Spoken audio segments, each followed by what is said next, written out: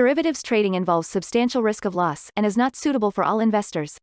Past performance is not necessarily indicative of future results. So stressful when the world's on fire. Good God. I can't look at this, guys. Like, my strategy is you buy it and you hope that you got a good spot. Yeah, but we all think you're crazy. You don't fight this. No way. The markets are freaking out and you don't think that anything is wrong? Come back tomorrow and I'll lose it all. Should be fun. Good morning, everybody. It is Thursday. Oh my gosh, I am like way behind today because we've got our news coming out in like a minute and a half. Okay, well, look, like nothing really happened overnight, all right? Like ZN about where it was yesterday. There was a big dump after the treasuries closed, by the way. After the ES closed, that is highly suspicious. ES, dump into the close. Oil kind of came off a little bit. We need to update that, by the way. Gold and silver did good yesterday, but oh man, they did so good yesterday, but not much in the change in the overnight. Bitcoin tried to pump, but I think that failed, and the dollar still around 95.5.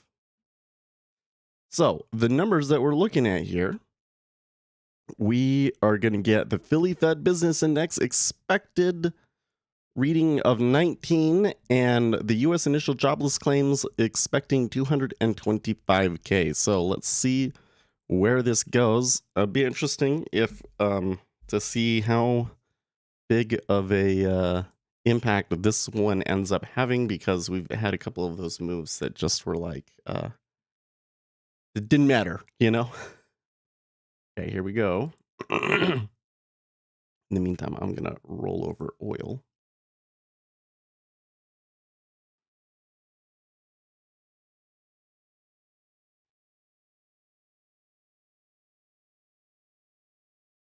Jobless claims is higher than expected at 286 versus 225. I'm waiting for the Philly. Okay, so Philly Fed Business Index was 23.2 versus an expected 19. Interesting. By the way, good morning, Keller. Interesting.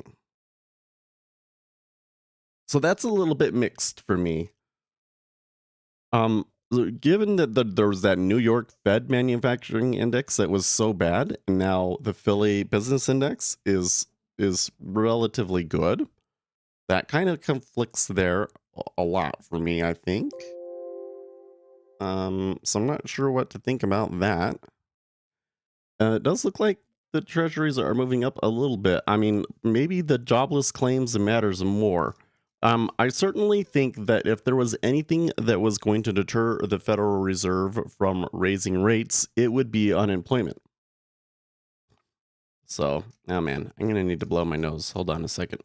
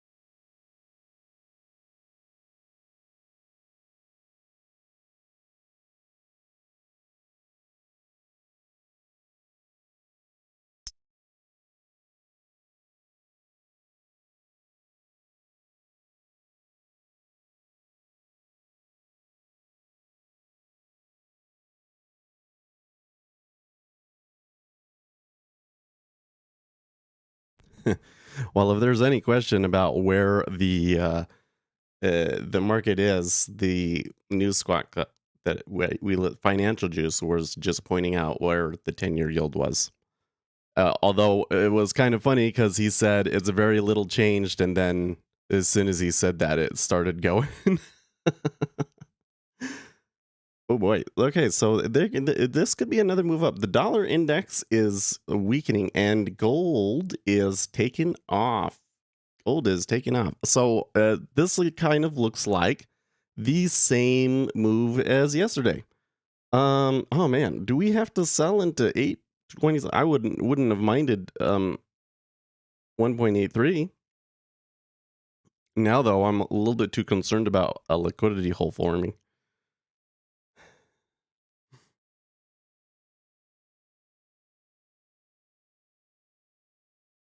Claims being, I mean, that is a decent. I don't trade full time now. We just trade. You know what? I kind of wonder, how do people do this all day? I guess if you're an equities trader, but no, we just do like the first 3 hours, which is the most active time of the day when the most opportunities are, and then I have a day job. And to be honest with you, if your expectation is that you're going to turn trading into a career, or retail trading into a career, probably not going to happen. That's like a 1 in a million sort of a thing. If you really want to make it a career and you're young, then I would recommend going into like quantitative finance or get a finance degree and try and become a trader at a bank. Get hired out of school. So make sure you go to the right school, of course.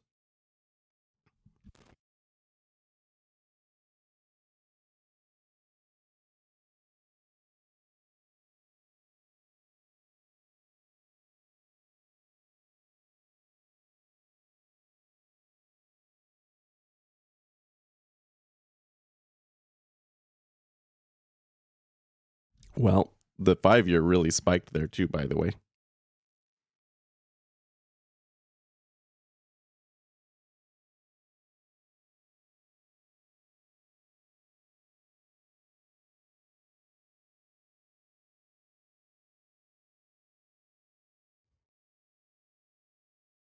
Okay. So we are getting that, as I suspected.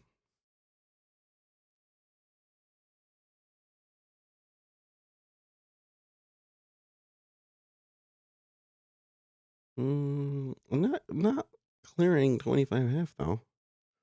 Kind of slow all of a sudden, huh?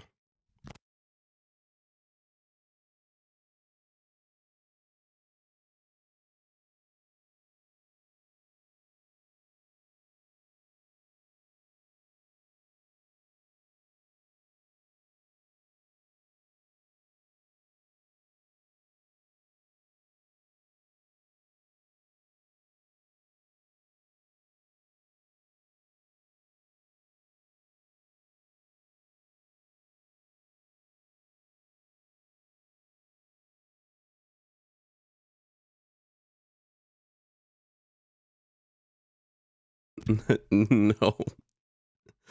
I tell you what, there's been a lot of people online that how do we say, really misrepresented their results, because there was all these people. Did you get a good run off of that one, Nasdaq trader? Good job. There's a lot of people that probably they did well during the initial coronavirus nonsense.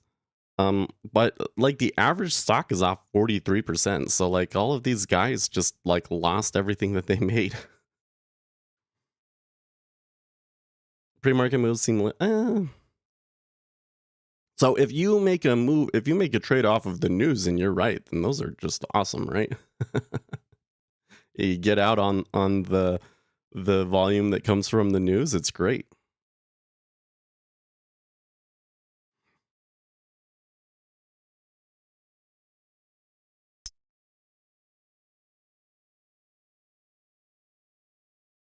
Anyways, we've kind of been through this cycle before, and what you're gonna find is all of these people that were claiming like that they left their jobs for day trading or whatever lose everything when there's a recession, which it kind of looks like we're running towards that direction, huh?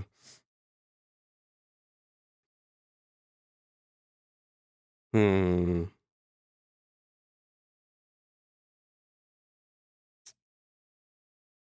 that's curious.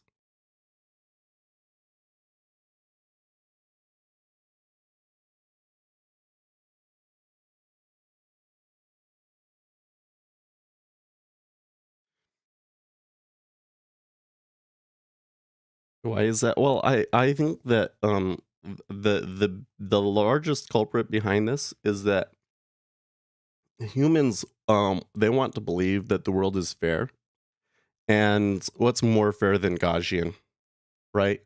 So we tend to want to think that things work with Gaussian distributions, and markets do not. Markets almost always distributions almost always follow some sort of a power law.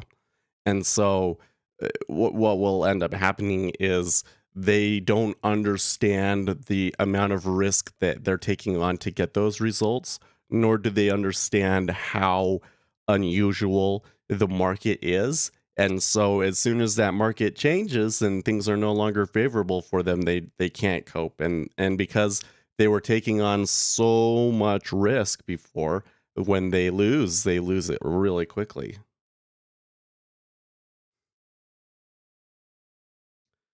I've seen people on social media that have been lying to people, but I've never seen these people that are showing. Listen, if there's a trader and he's primarily showing you his lifestyle to convince you to trade, it's probably a scam. The real traders, the people that have been doing this for a long time and are really truly good at it and are adaptable to all different kinds of markets, know that this is hard. They know that it can come in spurts, and that if they're doing really well now, they might do really poorly next year. And they don't like to flaunt their wealth. They tend to try and keep themselves humble because they know that that kind of egotism is, uh, focus on wealth signaling is something that will destroy you in the end. So if they're showing you their car and everything, they're probably doing it because they make more money from selling their courses and their YouTube channel and whatnot.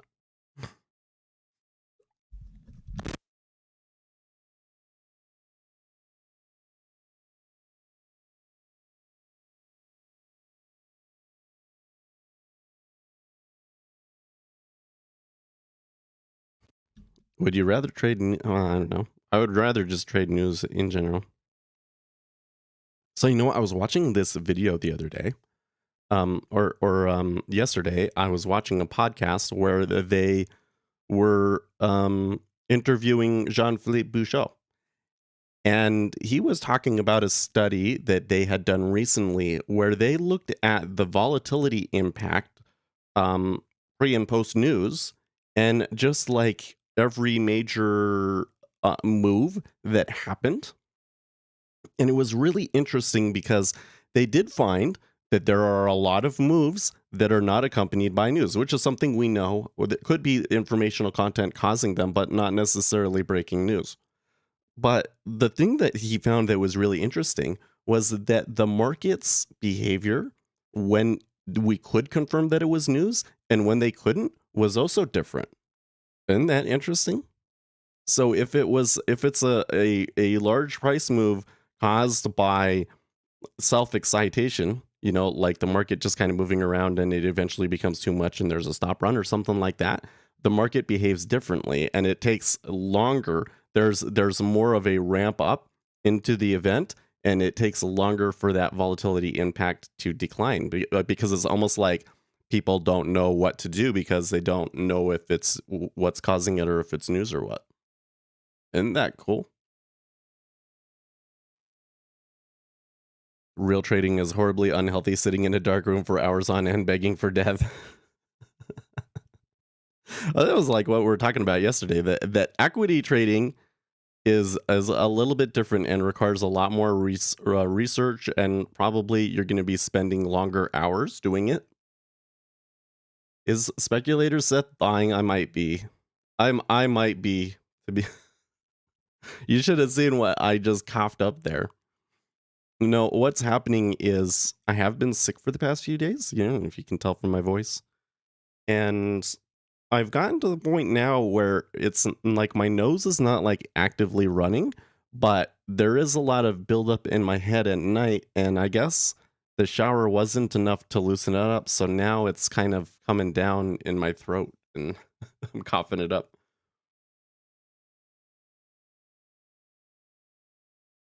Good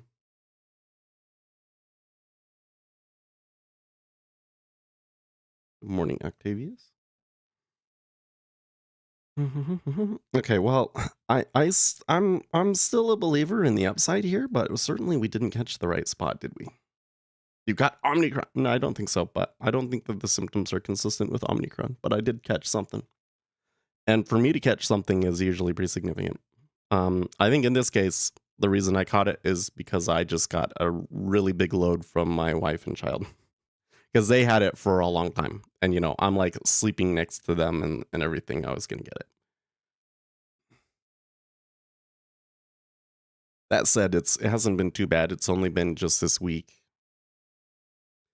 But I haven't been working out this week. I'm really feeling it. Like I want to go and move. I want to go and squat heavy,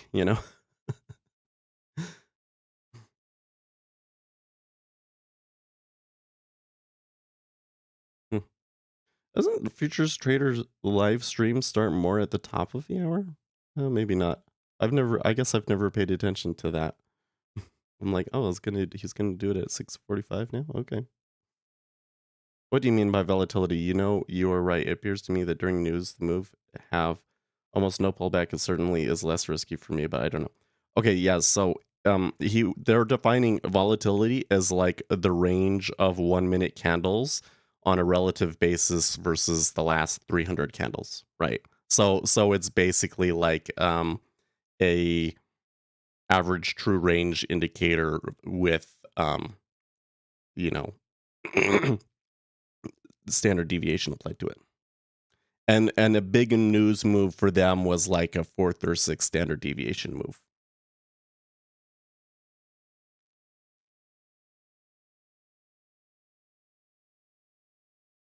Are you believing? I think that technical information. Dang. Well, that's the end. Probably going to be end of that trade for me, huh? Somebody puked there hard.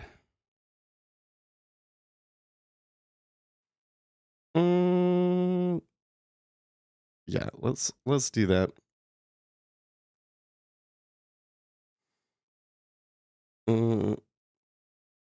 What was I saying anyways? Past information does not past price does not predict future price. Past volume does not necessarily predict future volume. Future price. I mean, it's a lot more useful, but there's so many inputs that come into it that you're not really going to be able to make effective calls unless you're really paying attention to the news and the sentiment and macroeconomic framework and everything else.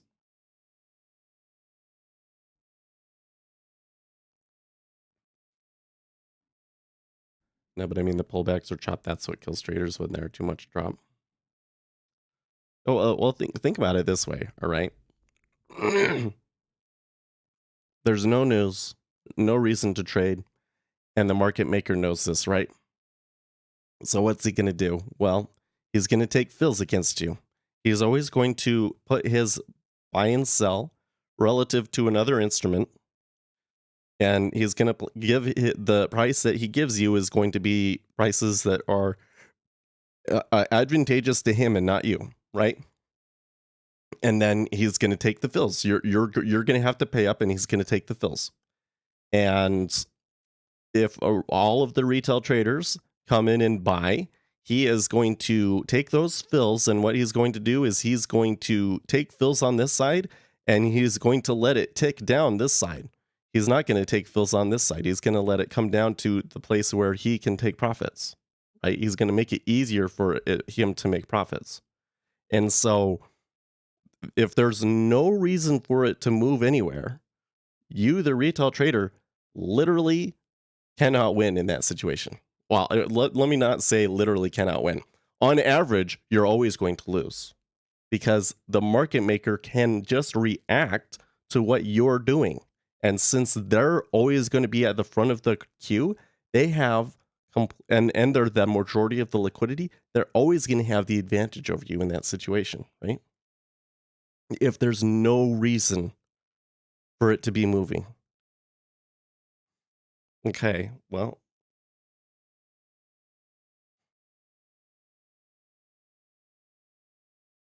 it's an interesting move. So really, you, the retail trader, I think it only makes sense to trade when you know what's going on, right? You need to know something that the market maker doesn't. I want to live out from trading, but it's probably, I mean, listen, if you're looking for a job or something that's going to free you, because I think that's what really people are looking for, right? First of all, I mean, it depends on what your day job is today, but technology, coding, if you know how to code. One of our friends here has an interview for React development. I hope he gets it. Look, there's a shortage of developers out there. Those are easier jobs to get. Man, I really got screwed on that.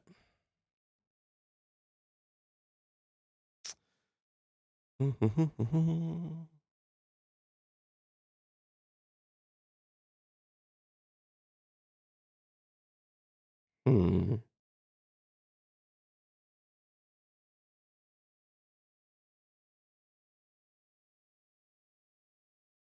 They almost hit me.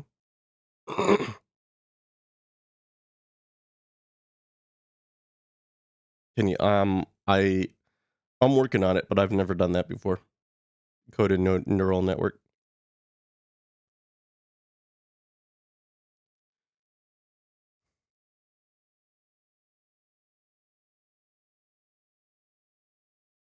Dollar is still getting creamed here. Gold's fairly volatile, but moving up.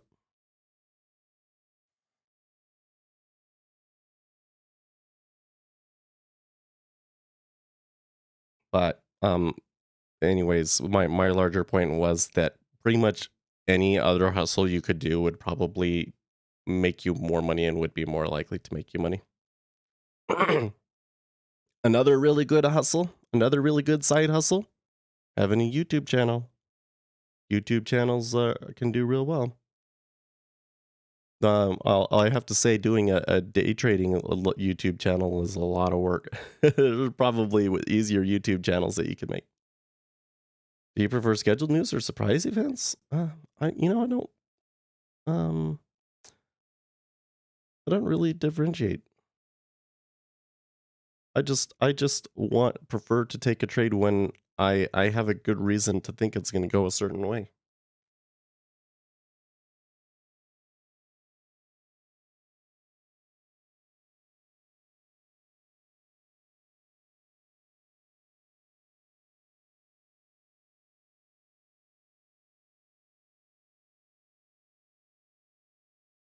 I've never done any research around the London Open specifically.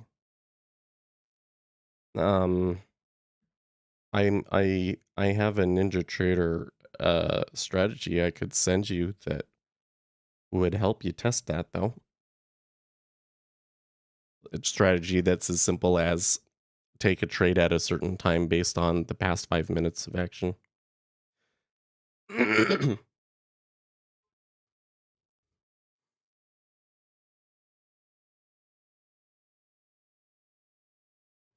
Oh man, Robert Reich is bitter. Tonight, Republican senators lined up to shake Christian Sienma's hand, and Democrat senators should have given her the backs of their hands, says Robert Reich. Oh my gosh. Hey, Eric Cages.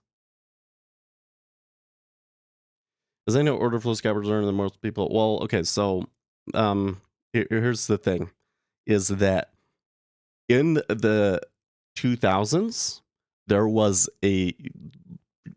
kind of a revolution in the markets when markets went electronic, and there were a lot of retail traders that were on the cutting edge of that, and so they discovered a number of methods that gave them an advantage in scalping individual stocks in particular, but also futures. And they made a good amount of money from it. And so a lot of what we know about trading and like successful traders come from those stories. People like Anthony Crudelli is probably the most successful person from that period. He was like the majority of the uh, the electronic trading at that time. He had the most volume, and it changed. The market changed. The robots came in and started competing with them for that edge, right? So now the thing is that it doesn't mean that it's those methods are useless. It kind of more means that in order for you to even stand a chance of understanding what's going on, you have to understand that stuff. But then you're going to have to find edge on top of that, right?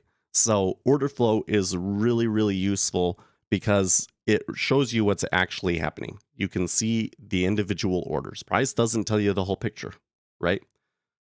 But is it the case that like you learn order flow, you're going to be successful? No. Uh, the the uh, the success rate is pretty much the same as anything else. Dismal. 95% people lose.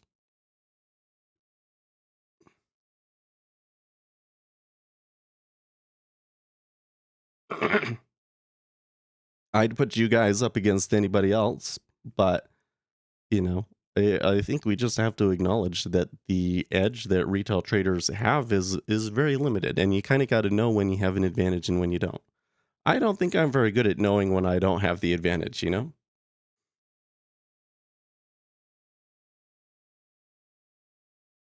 I think in this particular case, I feel relatively confident about what the direction on the day will be, but picking a spot in this action is a real crapshoot.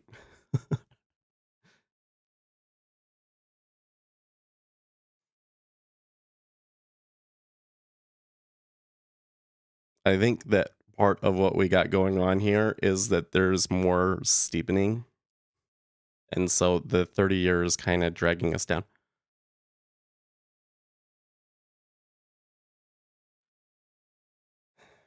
You will be successful going to school and going to work for a company. If you have time to do that as an adult, you already have an advantage, I think. Yeah. I tell you what, man, go and work for a bank, man. Listen, I'm teaching you stuff. I'm teaching you stuff that um almost hardly anybody that goes into an institution knows this before they get into the institution or before they get into school at the very least, right? Like square root impact and stuff like retail traders don't know about that stuff. It's a huge jump. You're gonna go to school and start learning quantitative trading, and you're already gonna know everything about that stuff. It's a huge leg up. $100 oil? I don't know. They pulled back quite a bit today, didn't last night. So um it is gonna be interesting to see what they do today and tomorrow. Maybe we already saw the high for the week though. There's gonna be some weird activity, I think, the next 2 days because of the options expiration rate. But it might take a few months to get to that $100 a barrel oil.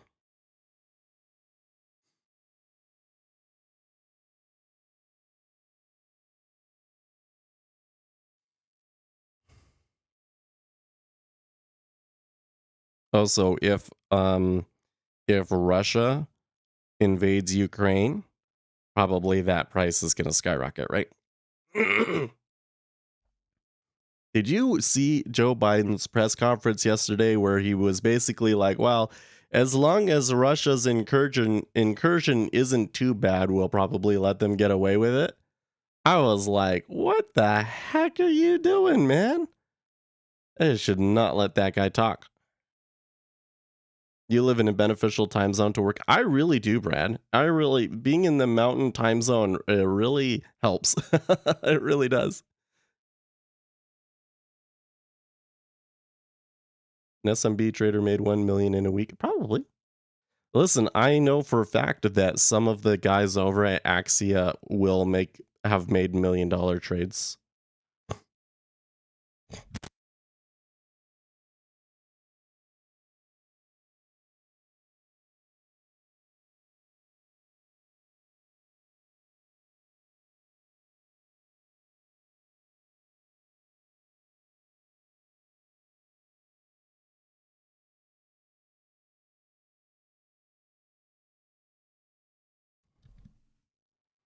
Not that you need this image in your mind, but the stuff that I'm coughing up is really thick and yellow. Oh man.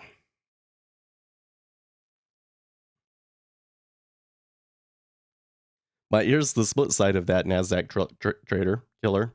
They also lose $1 million in a week, probably.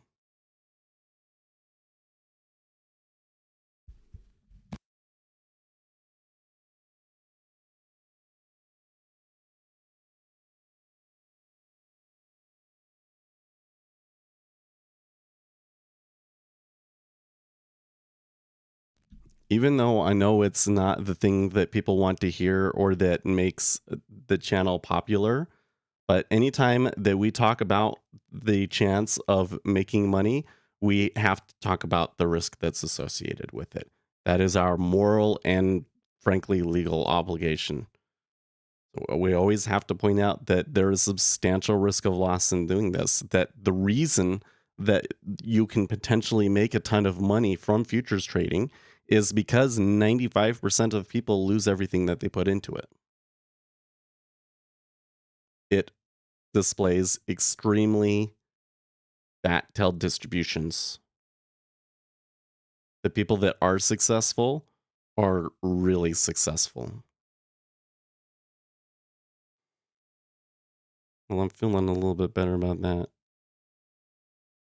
I might, if they, if the book goes to a place where it could be advantageous for me, I might put a limit order out there and see if anybody hits it.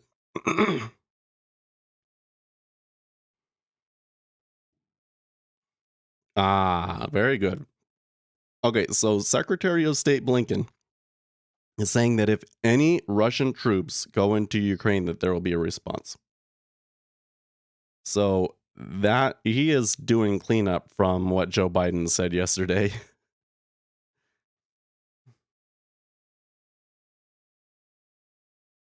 CEO of biggest HFT firm trades low price new IPOs. What are you talking about? Why not do $100? Well, because we have to do $100 first. I'm sure that when we hit $100, that there will be some people out there saying that we could hit $200. What the hell? Did you see that? That Jigsaw, I put my order out and I was the only person in the queue. But the Jigsaw queue there says that I'm fourth in line. Who's boss big HFT firms or SAC? Well, when I worked for the bank, my customers, well, I mean, I never worked directly with the customers, but our customers were primarily the HFTs. My job was basically to monitor the order flow that the HFTs were putting in and cutting them off if their robots were doing something suspicious that made us think that their robot had gone awry, which happened more often than you'd think, actually. Or you know, monitor their credit limit and, you know, make sure that they don't use more than their credit limit. So you tell me. They certainly, you know, with what Goldman does, they're just trying to facilitate trade. They don't necessarily know where it's going to go. They don't necessarily know where it's going to go. Okay, so nobody here has traded this. This is interesting.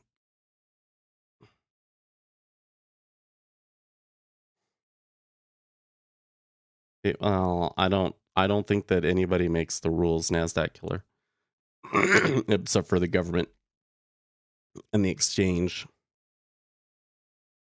Everybody else is just playing the game to the best of their ability.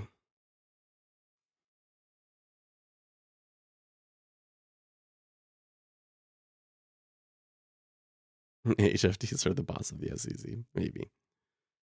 Sure does feel to me like the regulatory agencies have been pretty impotent lately. So like I'm seeing all of these headlines about the SEC's Gensler wanting to do more cryptocurrency regulation, cryptocurrency exchange regulation and stablecoin regulation, and I'm like, okay, so then do it. Huh? You should have done it 4 years ago, you know?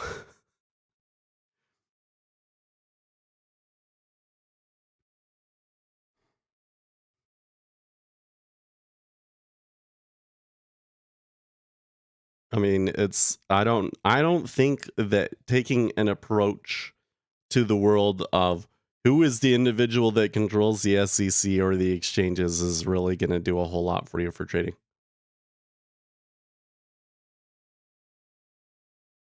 Quant traders surely have parties and laugh their asses off at the government. I don't. I think that these quant traders are way more nerdy than you guys think.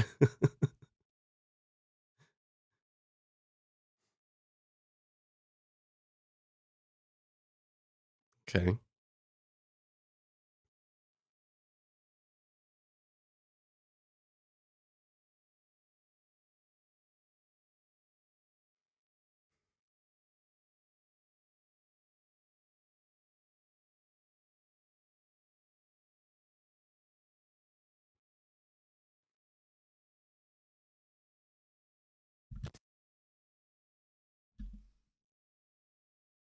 Where are you going with this line of thinking?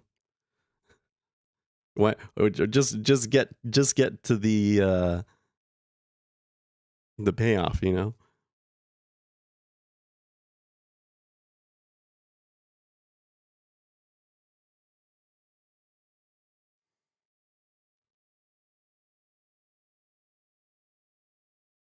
Hmm.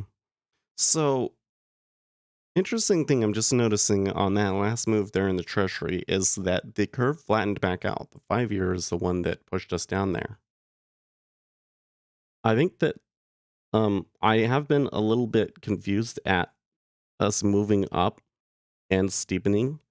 I think that up and flattening makes more sense because up means um right now the market is too aggressive and there's a greater risk of the Federal Reserve having to back off right now because of economic slowdown. And if that's the case, you'll see a flattening curve. So shouldn't you see them come up and the curve flatten? What was the performance last year? So I didn't trade too much live last year, to be honest with you. And I was doing pretty good. I think that I had made like I paid a lot in commissions, man. But I think that I had built up like 200 like net.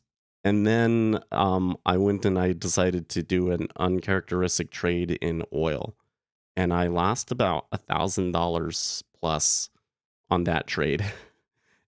So I kind of have a trade that, you know, really messes up the performance of everything else. But I didn't make money from the futures trading last year. My overall investments are up.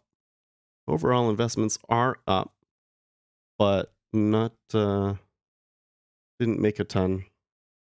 I kind of consider, I mean, we're getting better at futures trading. I must we should acknowledge that. We've put a lot of work into it and we've been getting better at it, and we should give ourselves a pat on the back for that, right?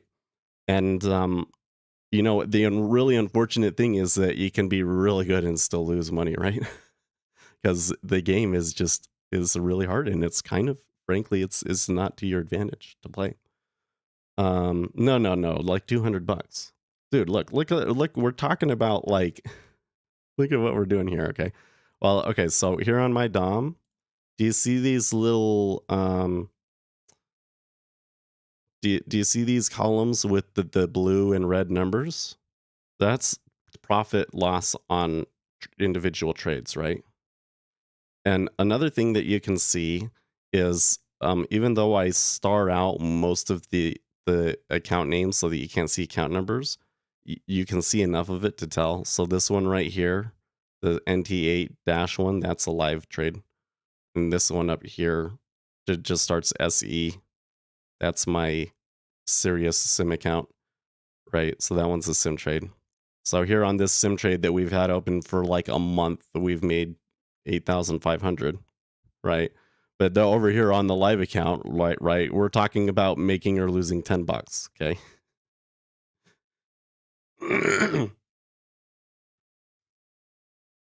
If you want to test the threshold in an algo, you have to look at a lot of historical data. Is there an easier way to do that? Okay, so you're talking about optimization, right? I mean, I think that the best thing is if there can be something fundamental about how your strategy works that you know what the number should be anyways, right? Because anytime that you start optimizing a value, yeah, you have to go against a lot of historical data to do it, and then the risk is that you overfit, right?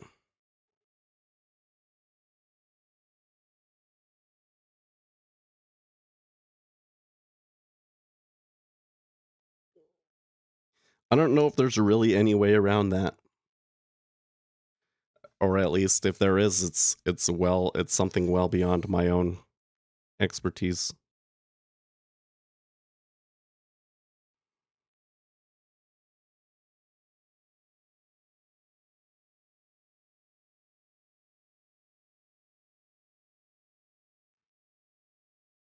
Hmm. Okay, so I just heard something over the news squawk about Meta and NFTs, rather Facebook and NFTs. Um, uh, Facebook apparently declined to comment, and it was from the Financial Times. I'm a little suspicious because yesterday there was a story about Google entering a partnership with Coinbase, and I didn't really see them confirm that or deny that. And I kind of think that some people are stuck in some nasty positions and are trying to pump the cryptocurrency market up because we keep seeing it wouldn't be the first time in as many weeks that we've seen fake blatantly fake headlines pushed out to try and pump cryptocurrency up. And yesterday the Bitcoin didn't really move that much despite that news. Well, it looks like that here in the last hour they have moved a little bit in Bitcoin, but not a ton.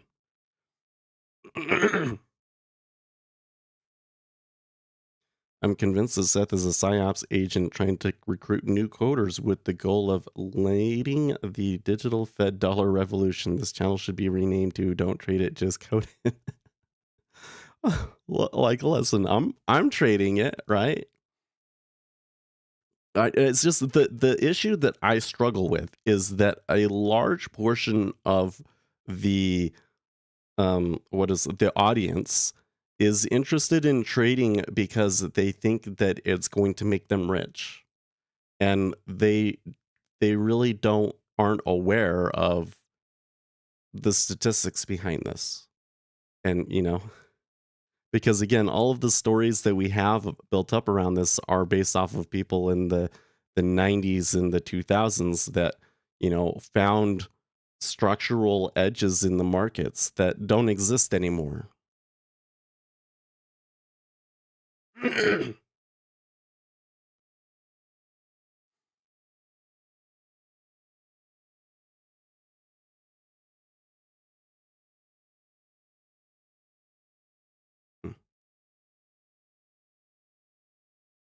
I'm just checking to see if there's anything more on this Bitcoin stuff. I don't see anything. So,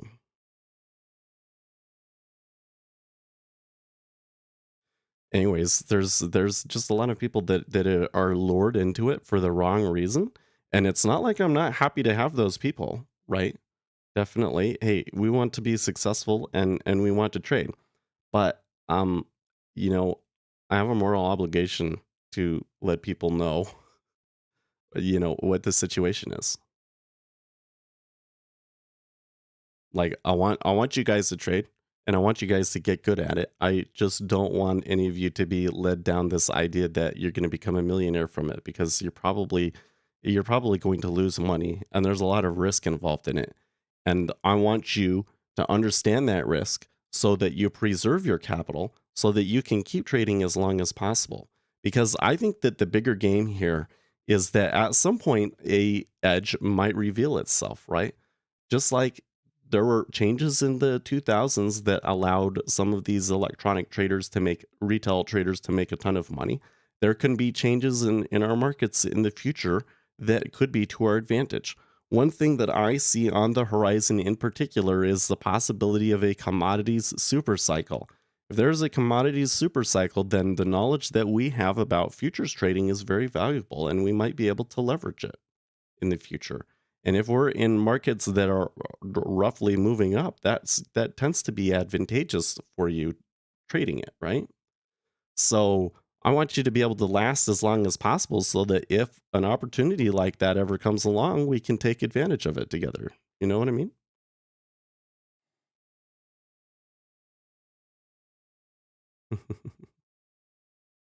Based on your talk, I start find trading is probably not going to feed you. Yeah, it's probably not. Like seriously, quitting your job and then just trading is probably is a really bad idea, because now you're relying on your next trade as to whether or not you can eat dinner. You don't make sound decisions when you're in that situation. Trading is for people that have the ability to take risks, right? I have the ability to take risks. First, because I do have a pretty good day job, but then second, we have the stream, and the stream I'm able to pull information from lots of different sources. I'm able to talk to brokers and get all sorts of tips from people. And, you know, the YouTube channel very much enables my ability to take risk, right? And do it well. Getting into coding is good advice. On the other hand, you're a coder that's also a trader. What were your initial goals when you started day trading? That's a good question. Well, the reason that I got into it initially was because of the 2008 crisis. I was very politically active, and I knew from what I was hearing in the politics that the stock market was going to be a really important factor. And so I was initially doing day trading or trading. I guess I was really more of a swing trader at the beginning, primarily so that I could just understand the market so that I had a leg up in the political conversations. And what ended up happening was I found that I enjoyed the market way more. Like I would just watch CNBC all day. I loved listening to those conversations and learning about the economics and the debates and everything. So then I went and I started working for a bank. When I came out of school, I instead of going into gaming, I decided to go and work for a bank. And then when it was somewhere between there and there that I kind of said, oh, you know what? Though, like, I really want to trade. But while I was at the bank, I learned that you don't make money from day trading. Like when I talked to the traders, they're like, I mean, they knew a number of their traders that had left and gone to trade on their own. And some of them were really good traders at the firm, but when they traded on their own, they were bad. And they said that only like one or two of them had actually been successful with it. Right. So I knew going into it that it was like super hard, but I wanted to do it. And then somewhere along the line, just kind of by happenstance, we started this YouTube channel, and then it was like, hey, I really like making YouTube content too, so let's turn it into a real channel and help people. And so we started doing that.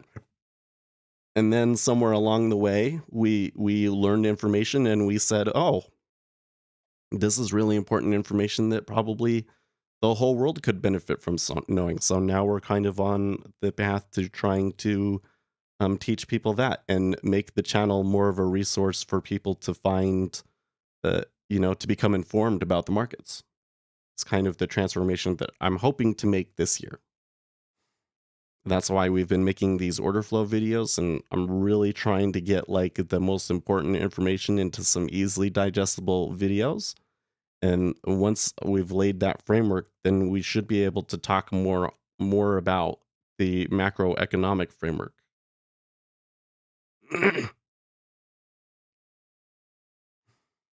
Russian central bank should monitor and prohibit transfers aimed at purchasing cryptocurrency. Politics has everything to do with trading.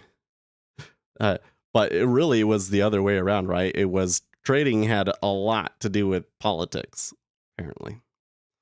Are you? Well, I try to be as informed as possible. The goal that I have when I come in here every day is I want to be the most informed trader in the market. Obviously, I know that that's an unrealistic goal, that there are people that have way more resources than me and are going to know more than me, but that's still my aim. I want to be as knowledgeable about what's going on as possible. And because that's one of the main edges that you can have as a retail trader. If you have a piece of news that is likely to result in large meta orders, you as a retail trader can come in and trade on it long before the meta orders even get started. So you can't front run that stuff. And that is the very narrow situation where I think that retail traders can have an edge on the institutions. Is just that there's so much randomness that it's really hard to do that effectively, because sometimes you think you have something and you don't, right? if you could know every time when it was could result in a meta order and there was never any other activity that was ever going to screw up that trade, then the way that we trade would probably be extremely consistent and profitable, huh? So you never had the I can make a ton of money trading? Well, I think that the thing is that when I first started, there was absolutely no opportunity for me to even put risk on the table, you know? Listen, man, after 2008, it was rough, even though I had a job, right? And then, so before I started working for Goldman, I was, man, I mean, I did okay. I made okay money, but it, basically we lived in like the cheapest kind of apartment you could find, for instance, right? And it wasn't until we went to Goldman, I had like a 2-bedroom apartment for a long, long time, and then we finally saved up enough to get a townhome. Um, and it was only after I got the townhome that there was maybe the possibility of me risking money, right? But by that point, I worked for the firm, so you couldn't trade. So no, in the beginning, it was always like, I'm going to sit and I'm going to learn so that when I have the ability to take risk, I'll be able to come in and make a ton of money, right? Then when I left the firm, that was kind of the route that I took, but I knew going into it that you're probably not going to make money from it. I think the thing that I didn't realize, I thought, okay, yeah, you can take some risk in and maybe you lose some money and you take your risks. But what I didn't realize is that you're probably going to blow the entire account, right? I don't think I was completely prepared for that one. That if you don't have a good strategy, you can lose the whole account quite quickly.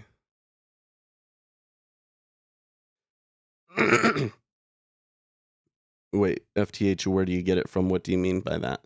Where do I get the information from? Everywhere I can. But I really like to read Wall Street analyst research. Of course, I don't pay for any of those subscriptions, but anywhere I can find it, probably Zero Hedge is the best place to find stuff like that. I think one of the things I've been thinking about is like if so we really want to do market by order data. I'm still really interested in that. I don't know if I'm as interested in it as I was, but I'm still really interested in that. I think one of the things that I'm kind of struggling with is that I think to really do some of the programming stuff properly that I want to do, I would really need to be doing it like full time. I would need to be programming full time and maybe even have other people helping me, like um, developing it as a group. And I've never really been able, we do some of that in Discord, but I've never really been able to get like development of an algorithm sort of thing, like really, really going and moving at a good pace and stuff. Um, but now, like Zero Hedge has a subscription where for 100 a month you can get access to their Dropbox where people will leave professional Wall Street research, and I really want that. Because I would really like to get my hands on the research sooner and on a wider array of research. Okay, now we're getting a pretty good move up there at long last. And it is a flattener. It is being led by the 30-year, as we were kind of hoping. I shouldn't say anticipated. We were hoping. We're saying would make more sense. Agree, but most news are put out after the move happens. Well, yes and no. So first of all, I'm the kind of research that I'm talking about, I think is relevant for a really long time, right? I mean, that's the thing about large meta orders is that they take time to execute. They can take days to execute, right? Big Toasty Z and the Big Short. I know it kind of looks like that the treasuries are going to do another up move. But we should probably try to be on our toes here because I'm sure I think that once we break to a new high here, that then we're gonna have to start looking for that really quick pullback because they did that. They kind of did that rug pull on them a couple of times yesterday. They were creating some pretty big liquidity holes. So like they were deeper pullbacks than usual. Normally it's only like a 4 tick pullback, and some of those pullbacks were like 8-10 ticks.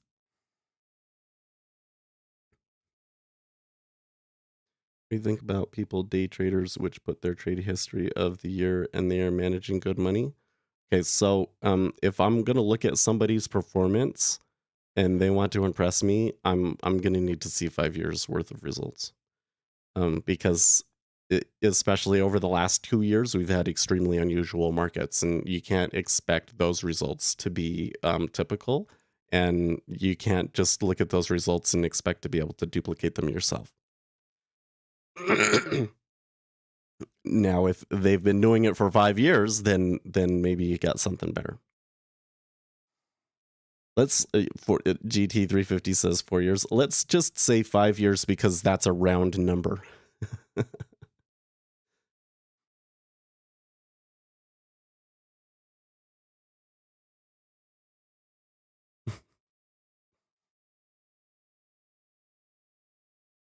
New AP Nork poll. Would you like to see Biden run for re-election in 2024? Yes, 28%. No, 70%. And Life Monitor says half of the yes votes were likely Republicans. Oh, geez.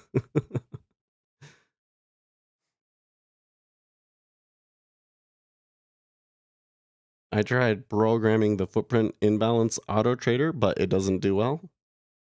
Oh, that's interesting, FTH. I mean, I would have expected doing some stuff off of footprint imbalances to maybe show some interesting statistical properties, but to ultimately not really work. But for you to just straight up say it doesn't do well is kind of interesting. I think that a lot of the stuff that I see people teach about footprint charts very much looks to me like after the fact kind of analysis, like one of the big ones that I see is when you see those kinds of tails that it's going to turn down, and it's like, well, it doesn't do that every time that you see that. You're only saying it went down because of that tail because you can see that it already happened. But if you backtest it, it's not, it's going to be random. FTH says it's random.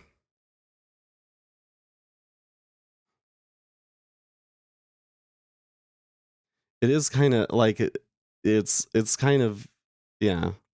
Because you got to remember the footprint doesn't really tell you what the future limit orders are going to be, and the market makers can do all sorts of funky things to screw you up, right?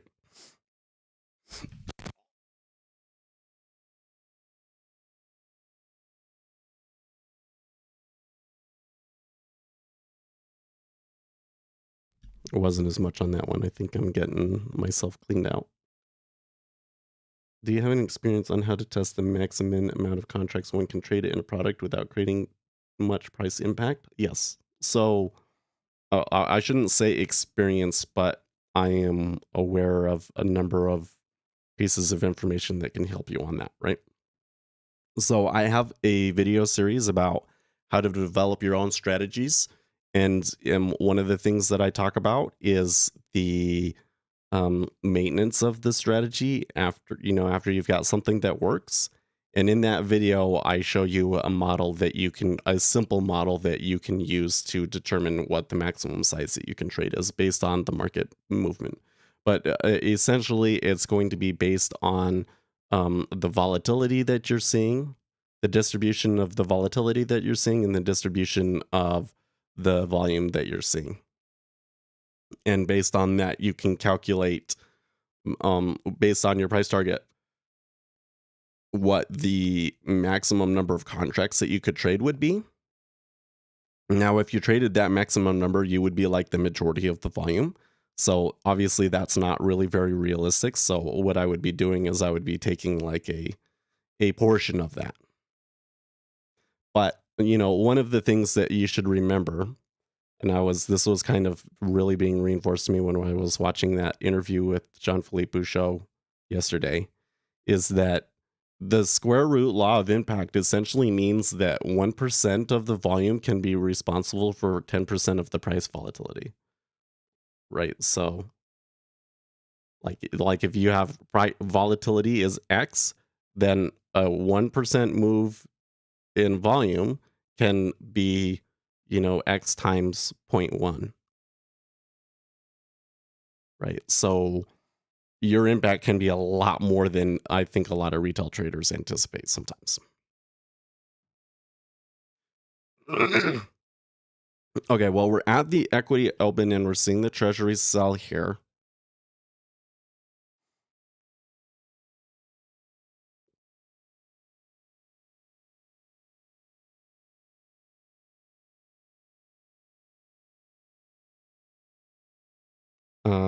I don't know if that last downtick is significant or not. I am a little bit concerned that they haven't already moved the direction that I wanted.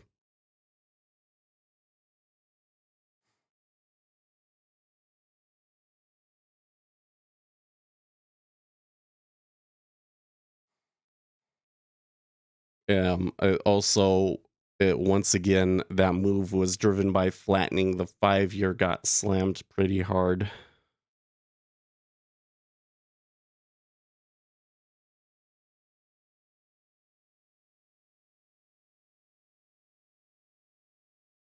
Well, first move in the S&P 500 is a buy, and it looks very positive. Let's make sure we got our chart up there nice and pretty for you guys, because I know that new traders love to look at that.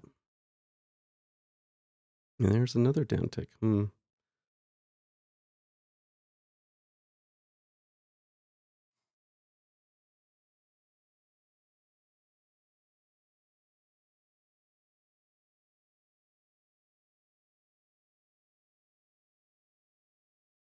don't know. I kind of feel that if you're going to do programming related to order flow, that you're probably more likely to find reliable signals on very, very short time frames.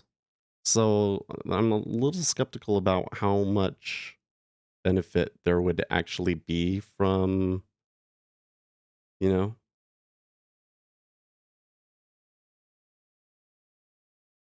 how much benefit you actually can do from trying to test footprint chart things. I think that it's more useful for a human to just kind of get a general overview of what's going on or understand what happened in the past. 3,000 on both sides, down tick, cover. Or 5-year basically sitting at session lows, regular session lows. Hmm.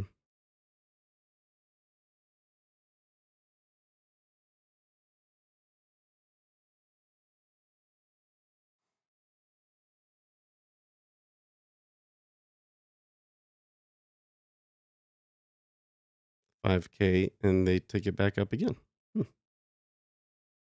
there any momentum indicator what measures movement in time like fast movement or something like that? Well, I mean, don't all momentum indicators kind of try to do that? Ooh, that was a strong uptick. Kind of looks like the buyer definitely won that exchange at least.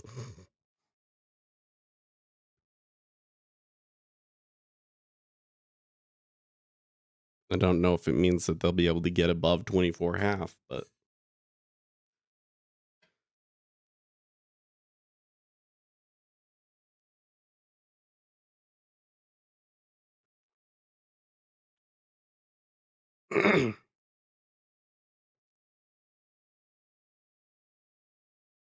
I need to calculate the max amount of contracts my algo can buy and sell 5 ticks above the entry price and still make money. I'm not sure I understand what you're trying to say.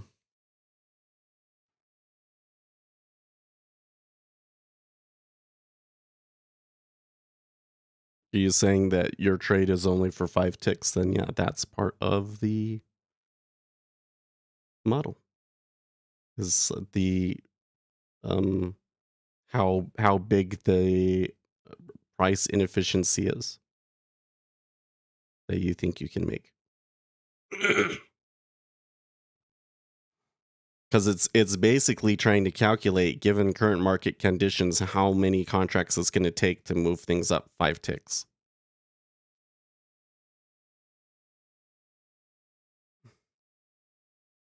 Think that existing home sales will set the tone for today? Good. I don't know. I mean, we had some big home numbers yesterday, though. I guess there was some trade around that point, but I think that they kind of turned around and did some funky stuff there for other reasons and not necessarily because of that news.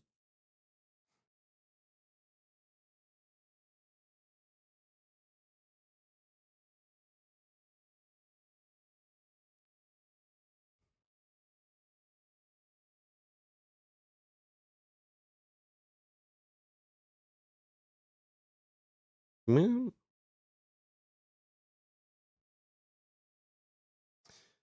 let's see here.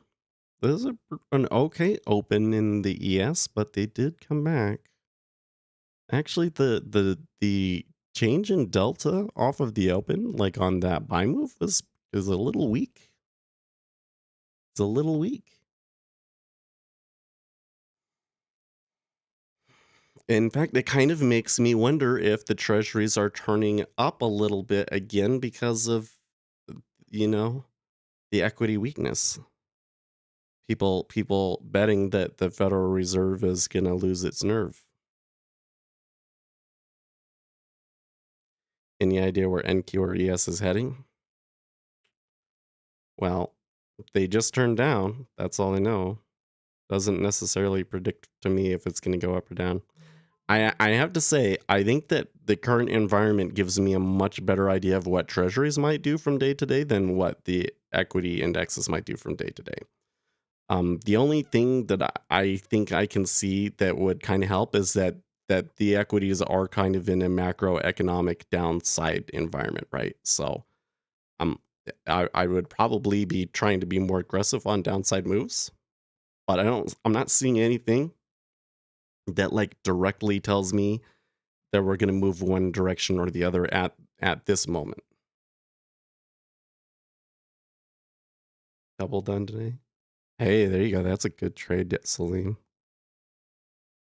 I wish, is there a way to change that so that it, a good trade is blue? Because when it's that small, I really cannot read whether it's a winner or a loser.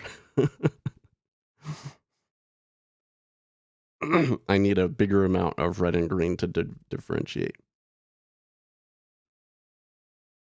Yes, inside previous day value. That's true.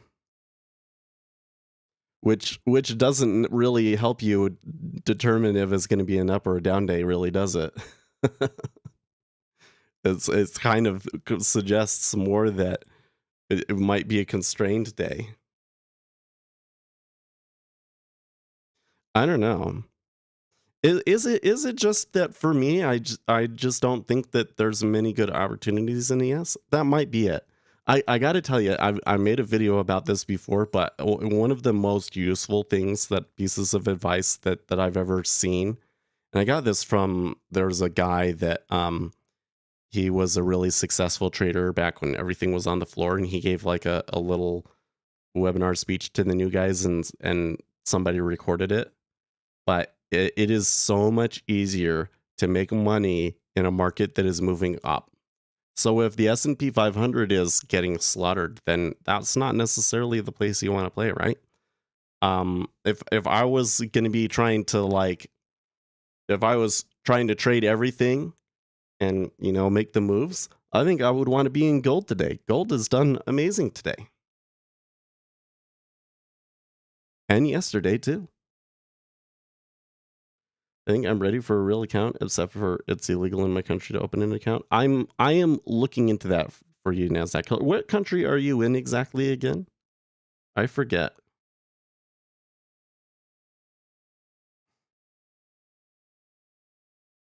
My country doesn't want me to lose my money on NQ.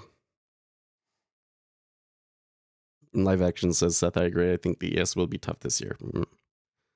I mean, at least for the first half of this year, it's going to be choppy. And I think that the winners this year are going to be the stock pickers. It's not going to be the hedge funds. It's going to be mutual funds that made good selections. Morocco. Oh, okay. Well, I'll look into it. So I was speaking with a broker the other day that services more international clients. So I'm trying to figure out how does the futures trading change when you're outside of the US. And I think that it is mostly just what are the rules in your country, but I think it might be more complicated than that. Like, for instance, Canadian traders have to have different brokers. I don't know why that is, but CQG trader is very strange, limiting and I bet. Why is it that the data providers have the most bizarre trading applications? So it's the same with Rhythmic. Like Rhythmic Trader, it's an application. It works. It's not terrible, but it's kind of weird, you know?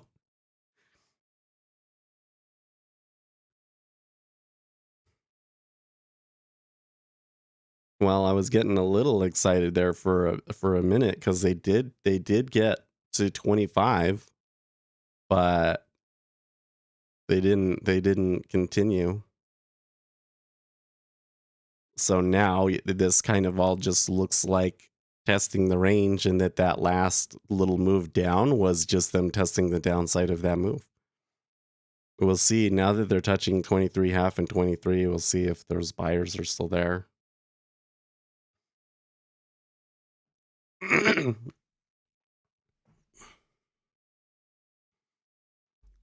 I'm kind of thinking that it may be the home sales might be kind of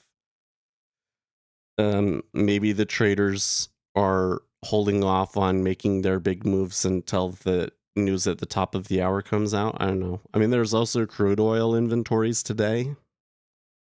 That's going to be interesting because there was a draw yesterday that was no good. So what's it going to be today? Cancel that out.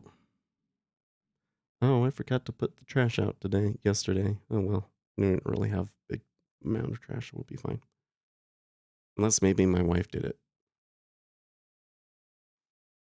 She might have done it when she got back from taking the kids to school. Hey, S&P 500 up at the highs again. That's not a bad move. That's a little bit better delta on it too. Hmm. But it does kind of feel to me like when the S&P 500 starts moving up, that the treasuries start moving down. Like there's some inverse correlation going on here.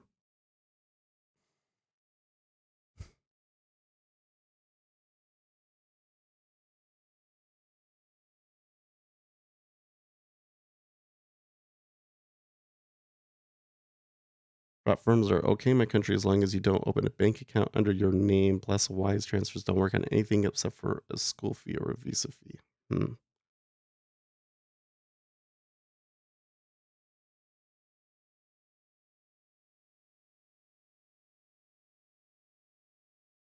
Well, a solid move there in the ES, and that's probably the most bullish move we've seen in like all year. Yeah, I actually might be. That might be the most bullish move we've seen all. Well, okay, in terms of like magnitude of it, it's not, but that's the most encouraging price action I've seen in a while in the ES.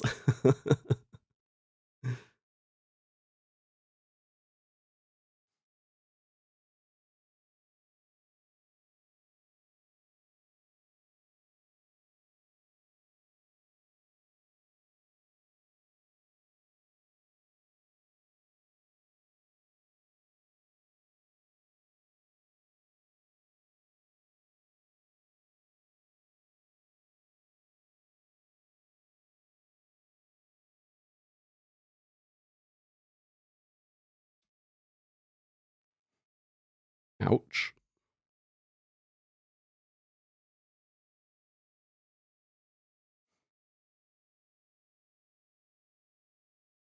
They traded through that pretty easily, and they're not bidding it back up.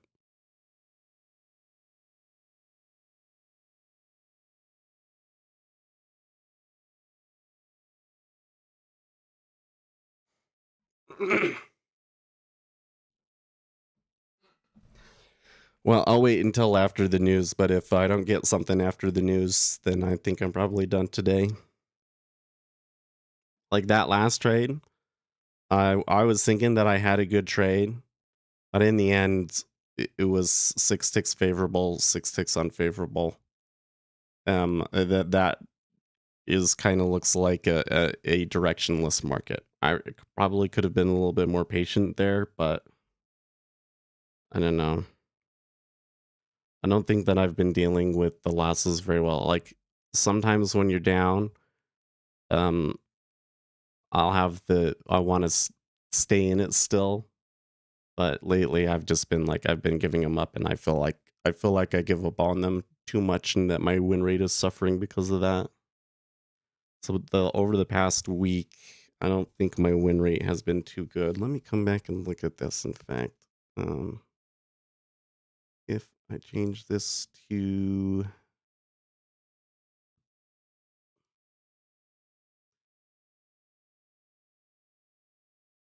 where is it? Filter editor.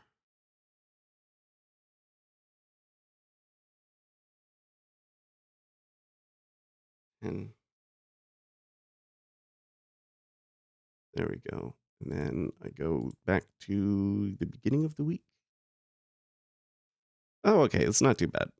2, 2, 2. So it is mostly loser. It is I'm hitting 40%, so it's not actually too bad.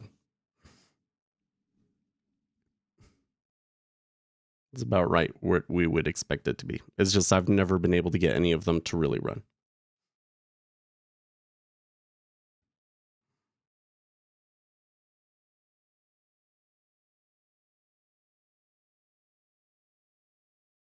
Let's see here.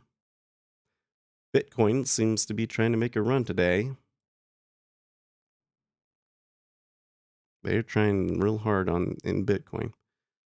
Gold maybe giving up some of its gains.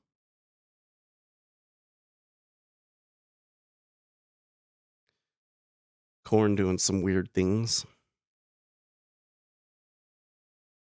There's a unusual activity in corn today. Corn and soybeans unusually active. Equity indexes unusually active. Some of the treasuries actually, well, the 10-year is pretty active. I guess the 10-year is pretty active.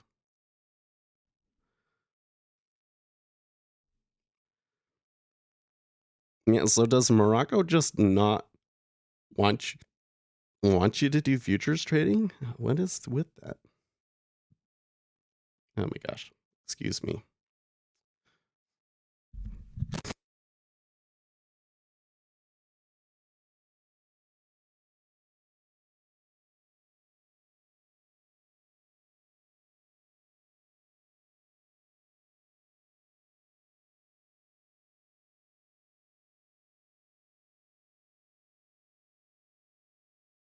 Nothing. Are logarithms used in quant trading? I'm sure they probably are somewhere. I have to say, something that seems to show up in markets a lot, though, are square roots, which I think is kind of interesting.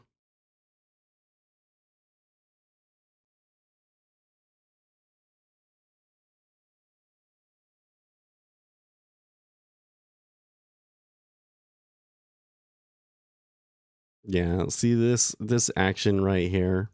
With the trade that we'd taken, they really shouldn't have been able to get back below this 23 half area.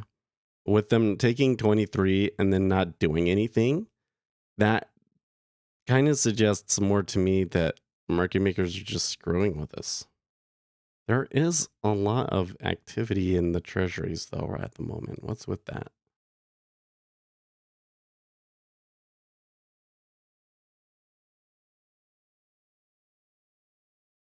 They don't want you to open any foreign account period and no trading. So there's no like Moroccan futures trading firms. As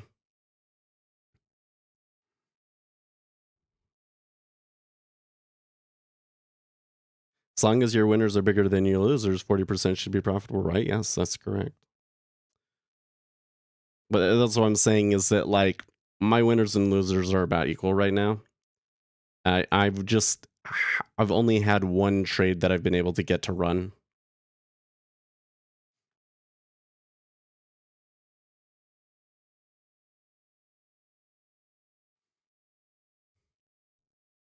So reset everything here. My plan right now is to wait. Okay, we're getting a big move in oil, by the way. My plan is to wait until after the top of the hour news and then see if maybe they make a move.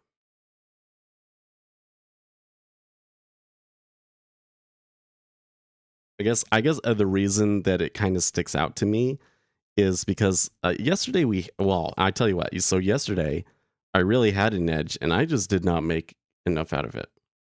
Right? Like I quit right when the stream ends. I could have stayed in it and made tons more. And I'm still a little sour about that, I think. But today I kind of thought that it would be a similar thing, and it's just not moving. So I don't know. I don't know.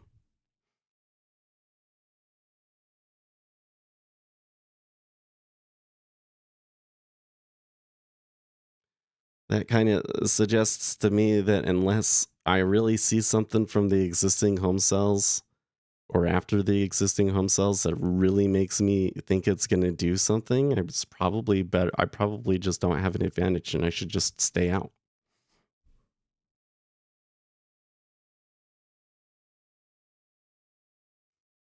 White House says if Russia moves military troops into Ukraine, that will be considered an invasion and the US will respond, right? The problem with that is that US responding means we'll send a strongly worded letter.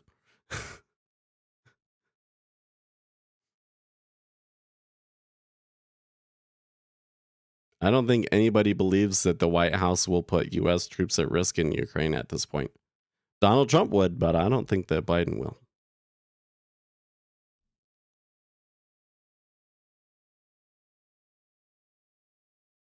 Live action laughs at that, but it's not funny to me.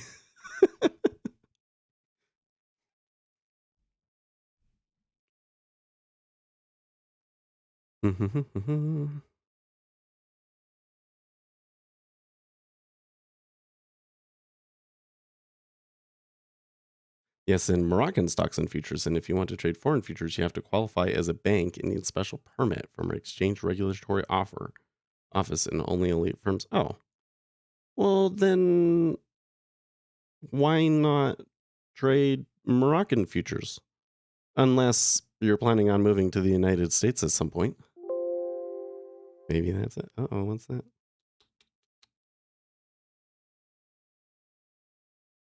Hmm.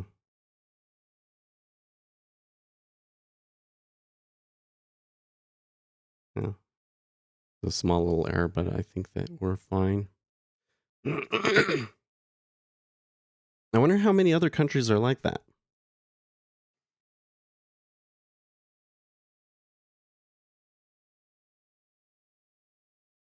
Russia is just as powerful as U.S. Army, so I don't think anyone will risk that type of war. Russia will just take Ukraine. Okay.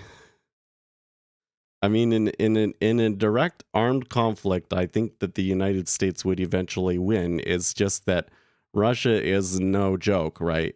They wouldn't just flop over, right? Um, but like that's the whole problem, GT, right? Is that if the United States came in and said, "Yeah, we're willing to do whatever it takes to keep Ukraine free," then I don't think that Russia would be saber rattling so much, right? I think that the reason Russia is saber rattling so much is because they know that ultimately the US will lose its nerve. I'm not even sure if Russia really actually wants to invade Ukraine or what. I feel like that the benefit for them seems so trivial. It seems like a mistake. It seems like a mistake to me.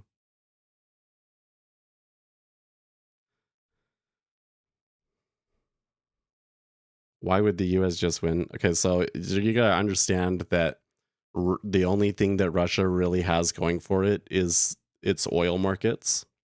And in an extended conflict with the West, if they had a real conflict with NATO, it would be so economically damaging to them. Um, and the Russian army is old. Uh, of course, they do still make stuff and everything, but they don't have the money that the U.S. military or NATO has, right? So, but they wouldn't just flop over, right? So I think that in an extended conflict to the death, NATO would definitely win. It's just the costs would be really high. Now, with Ukraine, the thing is that if they go into Ukraine and the Ukrainians then decide to fight a guerrilla war with Russia, which may be more likely than we might think. I don't know, but I don't know the people in Ukraine to really be able to say how much they would go along with Russia when they come in. But if there was an insurgency there, it would end up being a big mistake for Russia, right?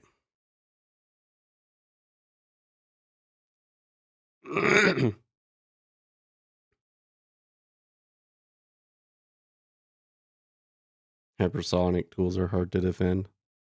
Well, I tell you what, there would be no better way to get the United States to create things that will deal with hypersonic missiles and develop their technology more than using one on the United States, right?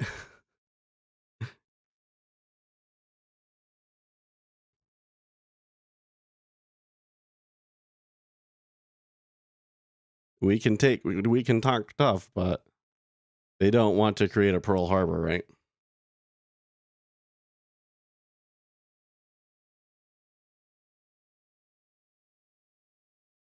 Mhm.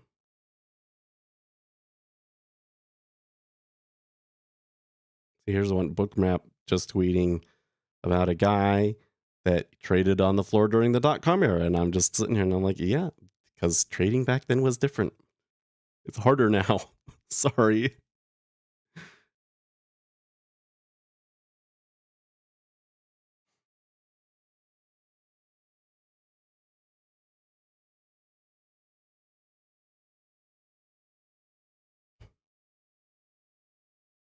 I see this tweet that's like, "What is the best online game right now?" And he's like, "Don't get me wrong, I'm enjoying Wordle." And I'm like, "Oh, that kind of online game. I got you." Okay.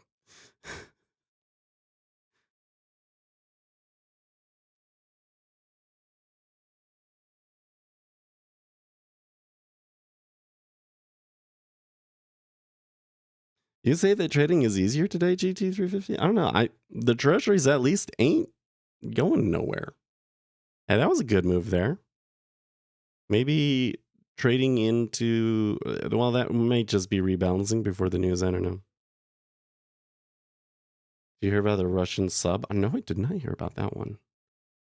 There's been so much stuff going on between the United States and Russia now. It's starting to become hard to keep up with without being like really dedicated about it. And I don't know if it's really going to matter or not, you know? There's an iceberg there, 24.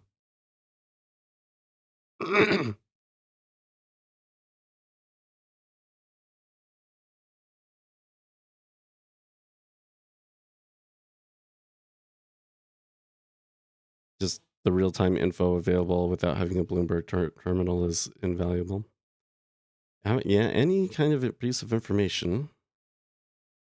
Well, I think that if you were trading the equity indexes, it's probably easier for you because they're up today for once. Right? It actually moved today.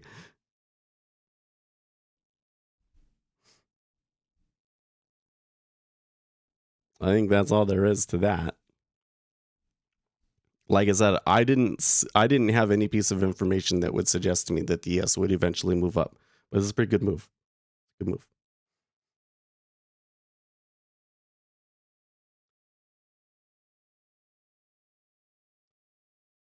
Okay.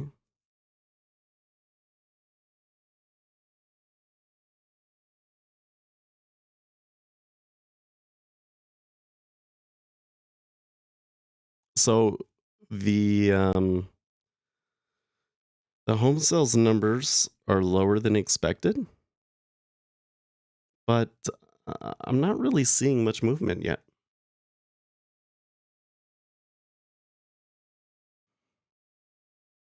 It might take them a second. I suspect though, what I think we need to be worried about is more of the they wait until the news is passed sort of a move. Okay, so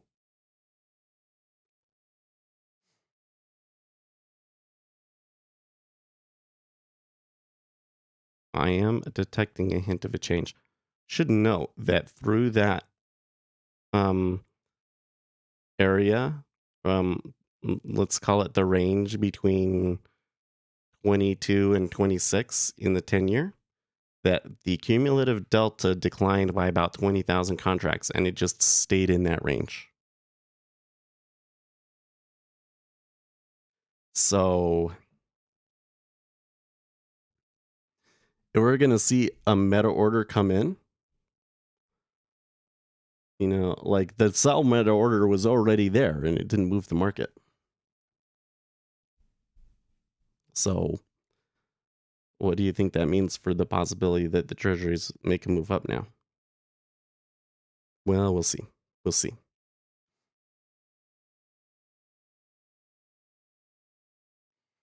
The moment there's still kind of like they made a good move back up to the top of the range, but now they're kind of playing this game like, oh yep, but it's just the range, guys. Just so you know, it's just the range.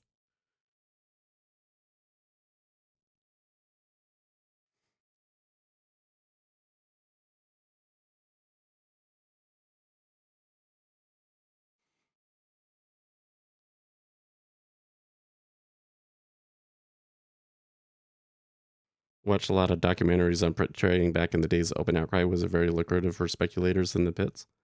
Well,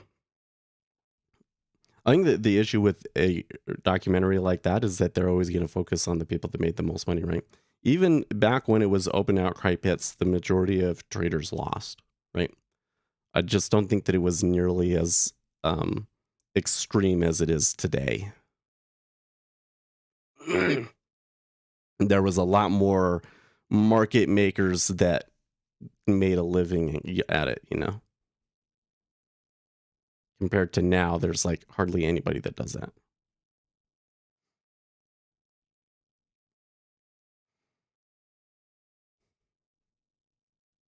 Hmm.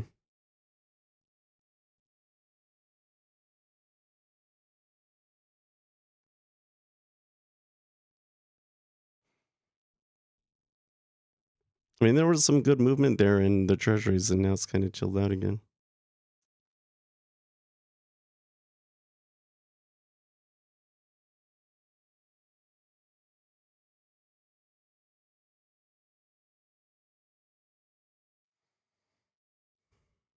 I made a misclick there.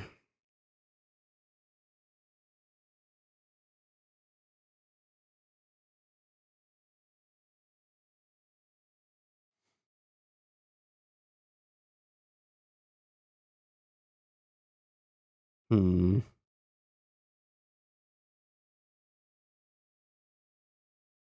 I may just be playing the wrong side here. Maybe just as simple as that.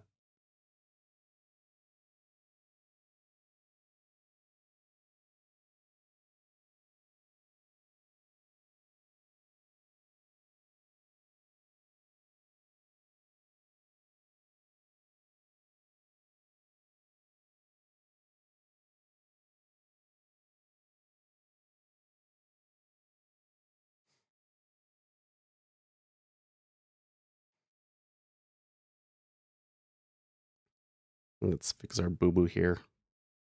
And I'll give myself one more attempt at this. Okay.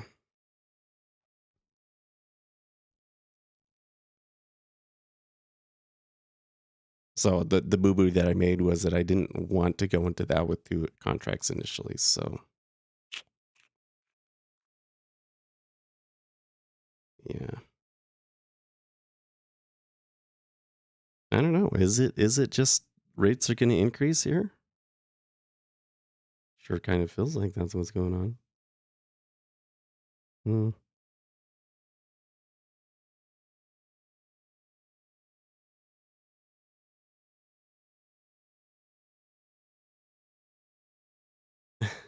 Kathy Wood said there's a bubble building in value stocks. Go give me a break, dude, right? I she says a lot of crazy things. I guess that's all I can say.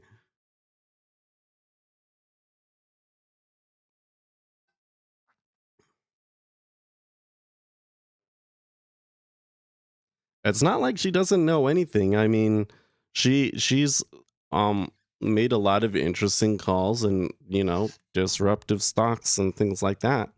Is just the way that she runs that portfolio is not very smart.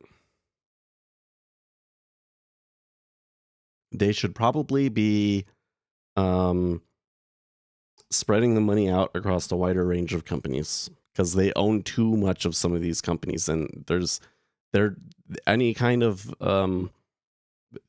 the movement that you're seeing is just their own impact.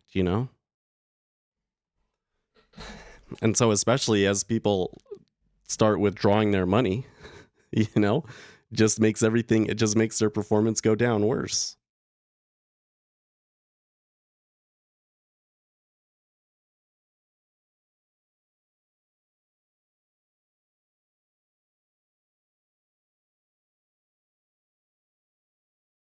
Okay.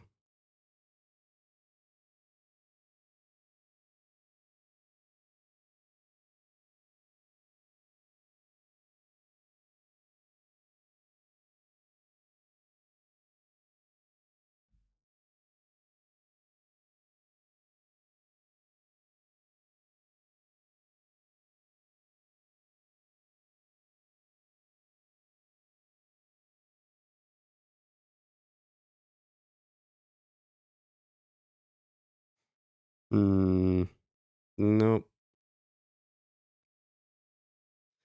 That was wrong.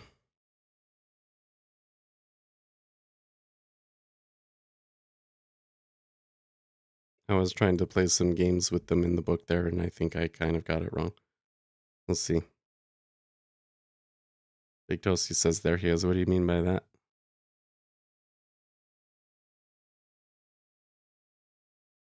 Bogged off? I don't know what you're talking about.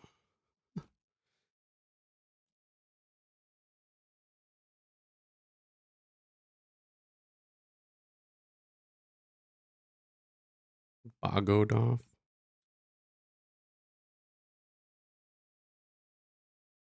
Oh, I get you. There's that guy from the meme where it's like as soon as you buy it goes the wrong way. Well, I'm not saying that I'm getting the overall trade wrong. I was just what I wanted to see happen at that price wasn't quite what I wanted, and so I could have gotten one tick better. I don't know if it matters, but too much chopping treasure. It sure has been choppy.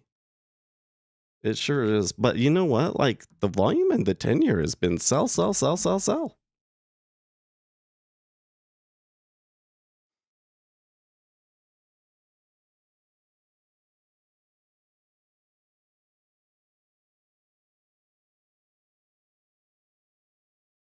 Yeah, I guess 36 isn't too bad, but I would rather my average position be more closer to 834. Okay, well, somebody just took a bunch of contracts there in the micro at 837, so.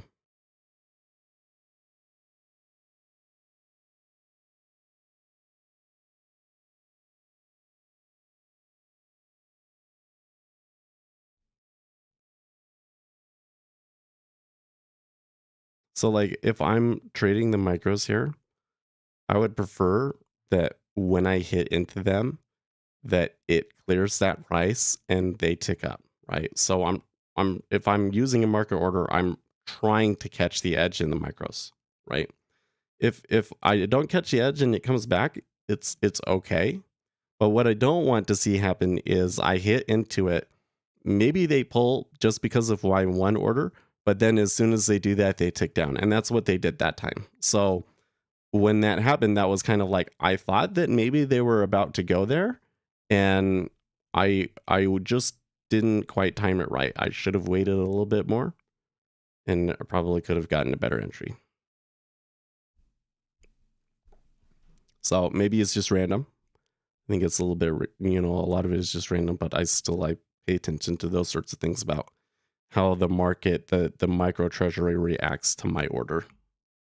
And the way that it reacted to my order that time was not optimal.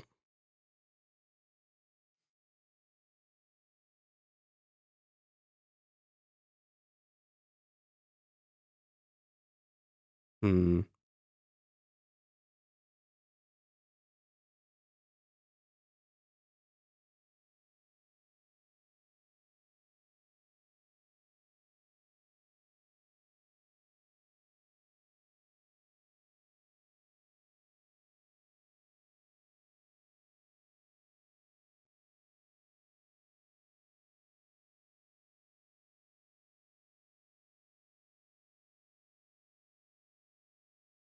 Okay.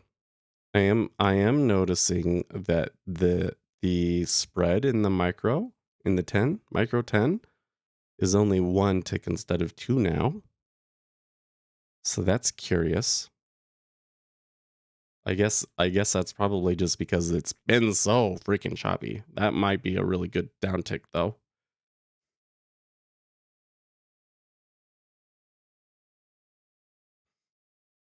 What's the intrinsic? I'm not quite sure I know what you're referring to there.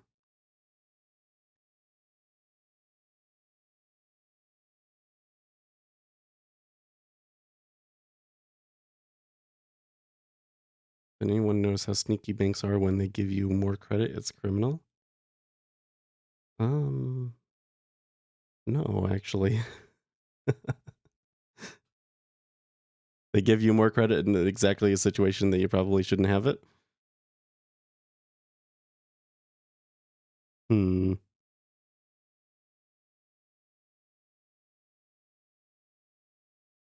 So I am, the E-mini has kind of leveled off there a little bit in the 70s.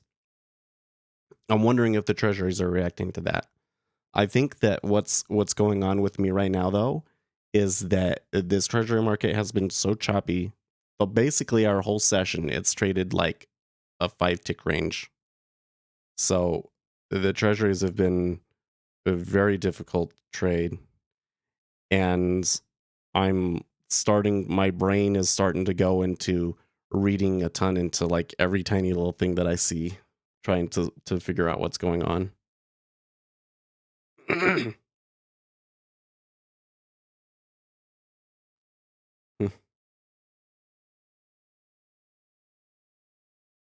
Wow, the ATM offered you more credit? That's interesting. I mean, I thought that my bank just ups your limit without telling you. Or well, they tell you, but they just do it. I thought that they would just do it. Or yeah, I guess you can't ask them to do it, but so the 30-year upticked there. Still flattening.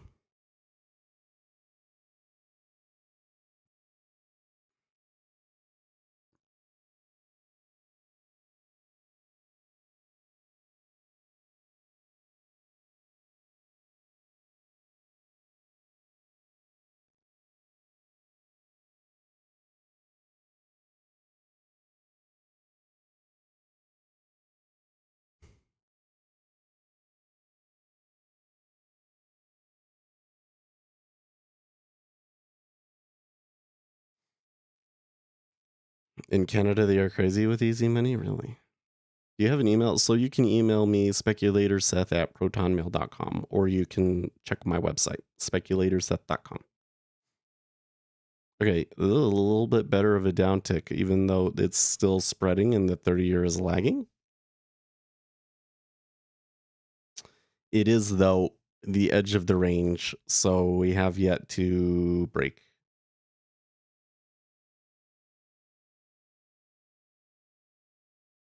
I invest 100 in a stock that costs 1, moves to 2, make $1,000, and then Q if I tie up the same capital, I only make 100 USD max in a good day, right?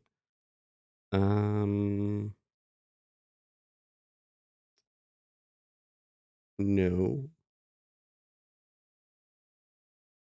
I mean, if you have 1,000, you can trade a whole NQ contract, right? And you can make more than $1,000 on a single trade in NASDAQ on a day.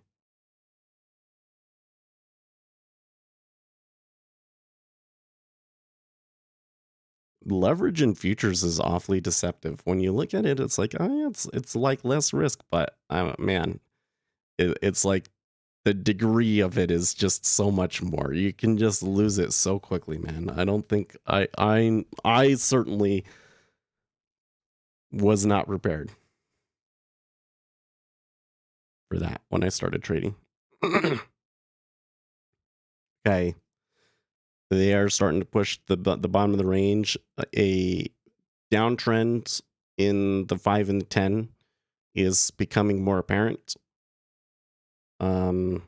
Seems like buyers are struggling a little bit less now.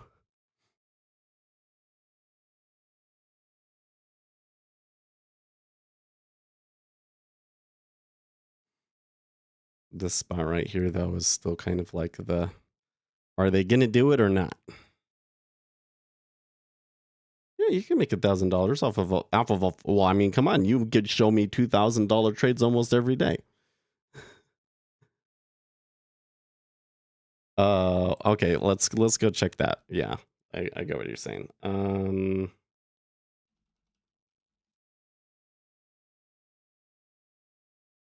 Oil is 11. No, my calendar's. Oh yeah.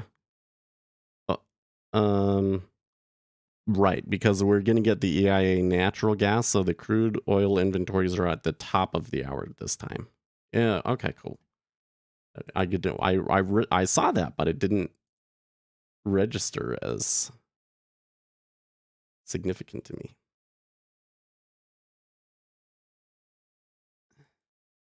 That's not what I want. Margins. There we go.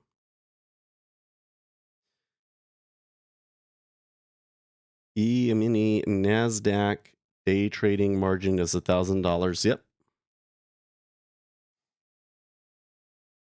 So I mean, if you're willing to risk the whole account, but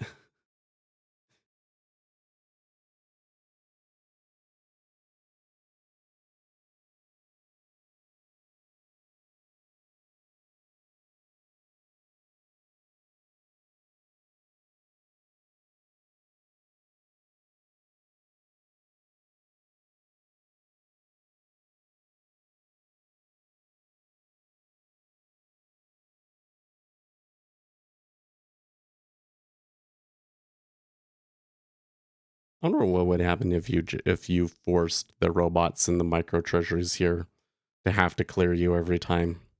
Like in the long run, it probably isn't going to work because of the arbitrage and everything. But would the robot start to get suspicious if it had to clear like every tick?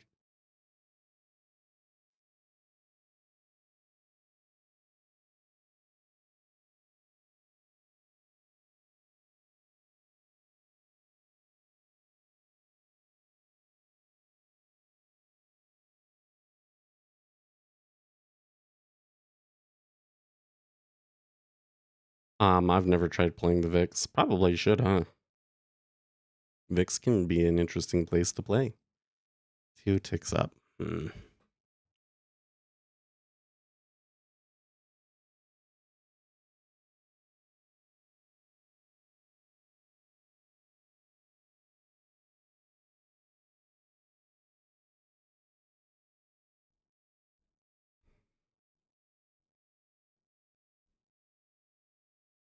I mean, this market looks to me, I mean, we've seen so many icebergs and stuff. This market looks to me like a limit order driven market tilted to the downside.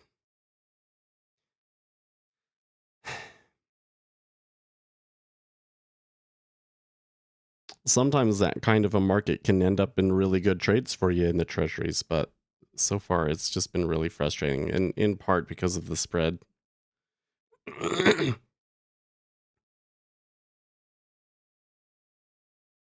Well, there's a couple of good ticks. That the 30-year is coming along a little bit better on that one.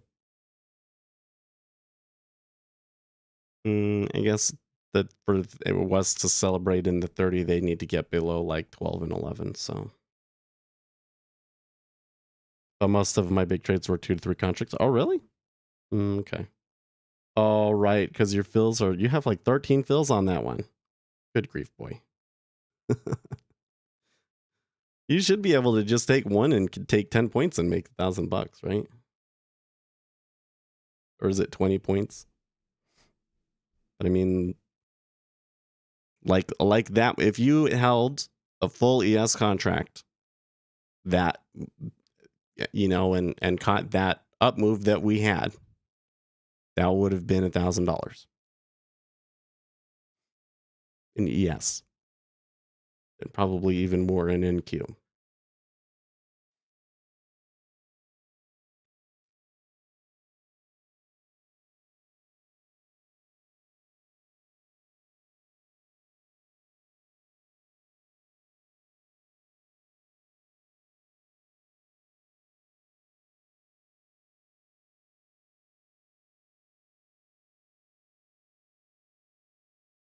Five-year, another down tick, and a few contracts into the lows there. But the 30-year still hanging out there.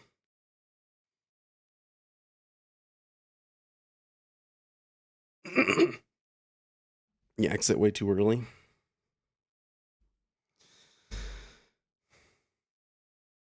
The issue with that kind of trading is that it takes a lot of trades to really know how it performs, right? Like everything has fat tails, and those short-term market making strategies definitely have fat tails.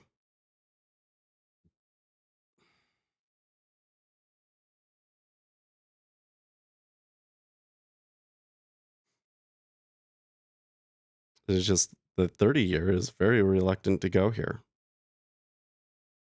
I almost want to go and hit into it in the micro at 30 just to my one little 1/10 of a lot maybe could help them along.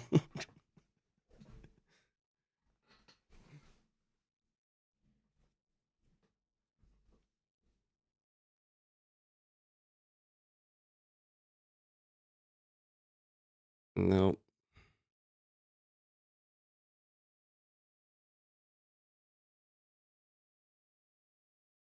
The way they're moving too is a little bit okay. So even though there is some downtrend to it, I think this is still more of a market maker driven thing.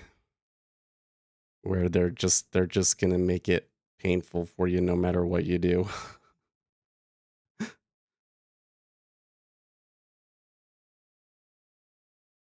I can't take pullbacks. Yeah, well, especially not if you're trading 3 NQ contracts.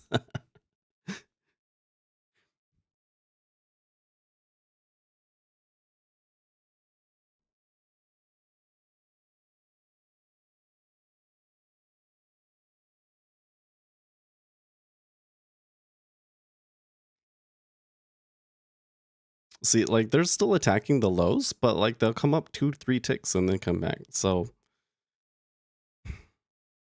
market maker games for sure.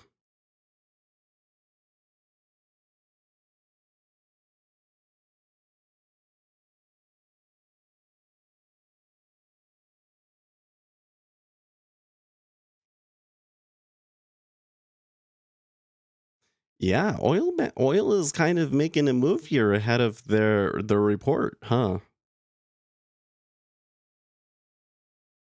The oil report could really move the well, and you know, oil could have an effect on us here in the treasury too, because they're gonna you know, if it was a big draw, you might see a little bit of selling in the treasury because that's more inflation. Why do a market maker do that? He just puts the limit orders where he makes the most money.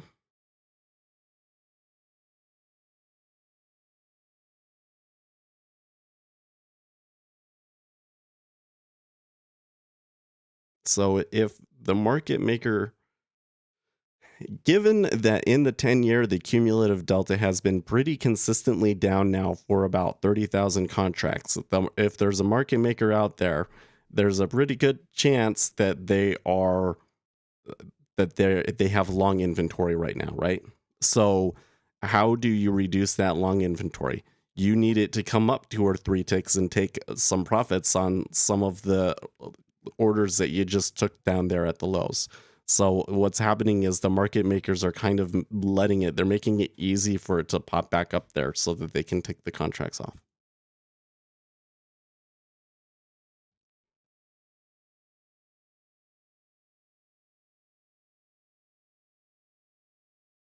I mean, I don't know when that would be like a dominant factor and when it's not. Certainly they rely a lot more on the correlations and the arbitrage than they do anything else, but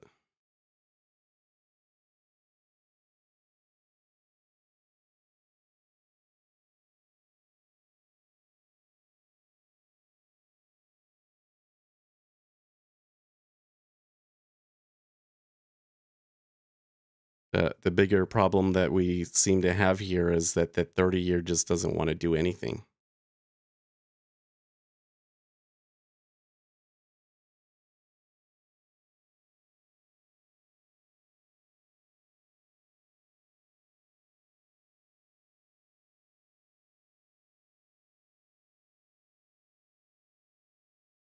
I continue to get signs that the 10-year is just going to continue selling here. But it's just not giving you anything out of it because the 30-year won't budge. You know, like it wouldn't be crazy to see them come back to 16, for instance. That would be a great target. There was a lot of volume there traded yesterday. There was a lot of volume traded there the day before, right? That could be a good target. But like, they ain't ever gonna get there at this point, at this rate. Did I no, I didn't. I'm gonna make sure that my laptop is turning on here.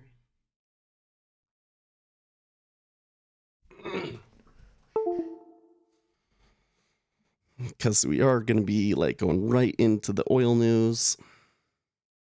I guess I'll probably have to stop the stream just before that happens, which is unfortunate, but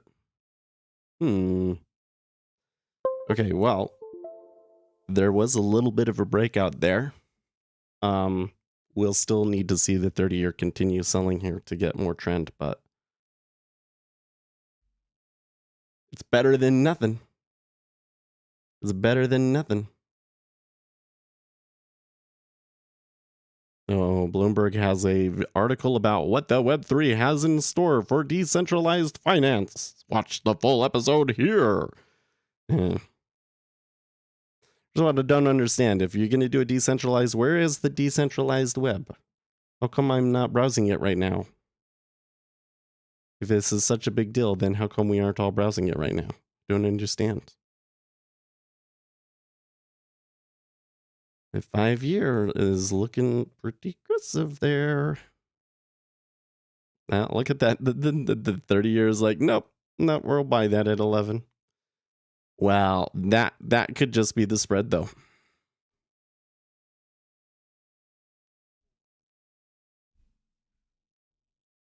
So I guess another thing that we should keep in mind that this looks like a really, really big flattener that is being put on between probably the 10 and the 30.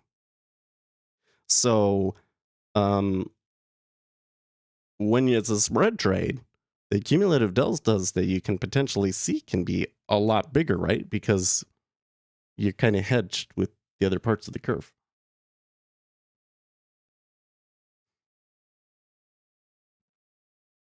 Should I hold positions? I mean, I wouldn't hold a position if you had a position in oil, but probably most of the other ones will probably be fine.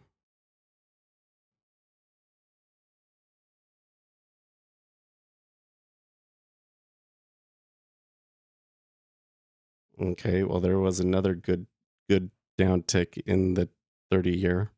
Come on. Nobody's willing to hit into 10. These are the ones I always see these. I'm always pointing these out, right? It's like it ticks down. Nobody wants to hit it. Nobody wants to hit it. Why? Not even one person wants to sell 154.10. Oh, okay, there we go. A 2 lot went through. Thank you. Oh, actually, 2. It was 2 1 lots. Those 2 1 lots went through. Okay. But then, like, okay, nothing. Like, are there no 30-year traders out there anymore? What's going on with that? I think I am an unborn gambler, probably. I mean, I don't like the word gambling, but there's not much difference between trading and gambling. YouTube algorithms recommended your video after a long time. Oh, what's with that? I do think that it's been our new thumbnail for the live stream has been doing better. Oh, really? Come on. Like, just as they were making some progress, and then the 30-year spikes us back up 2 ticks again. What a freaking joke.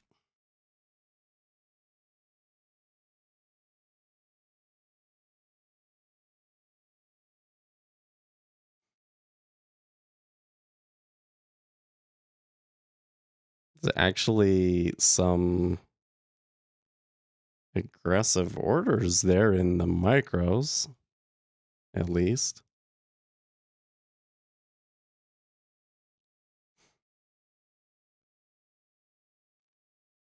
Well, we did get 114 to trade 10. Maybe they come back down again. Okay. Okay. I don't know. So when I'm looking at this, and I'm just looking at the 30, it seems like there's some really strong buying in there, right? But because of the spread, they're going to be buying the 30 and they're going to be selling the 10 and the 5. So I should expect there to be some reluctance in the 30-year. But it's just like holding the whole curve back so much. It's really weird.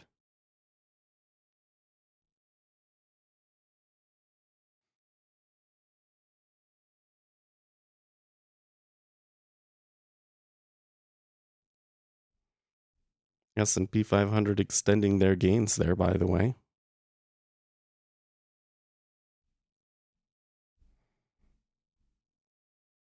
You reckon I should start a YouTube channel? If you want.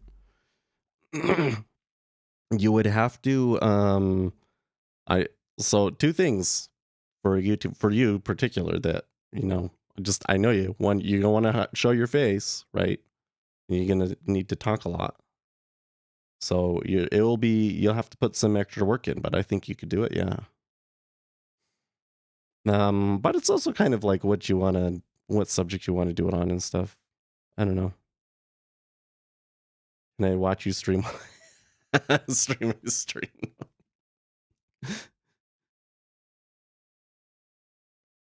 I'd rather you not. not. If you're gonna start a stream, I would rather you go and start your own thing and build your own audience, and that would be synergy. But probably the reason I feel like that is because I know that they would all want to sit and hear you say what you're saying about me. I'd lose all the viewers. Oh man. I am so sick of this.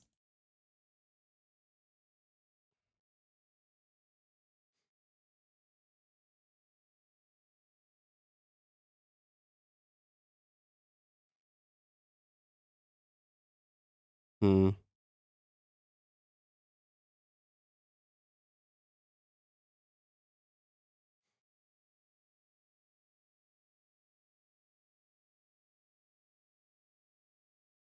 A YouTube channel on Bigfoot, that's where it's at. Yeah, but you would need to be in North America to do that, right?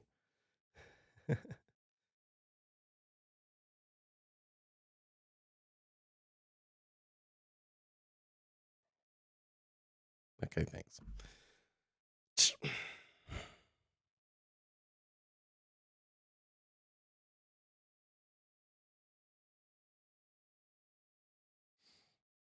I don't think I've ever seen a worse day in treasuries, man.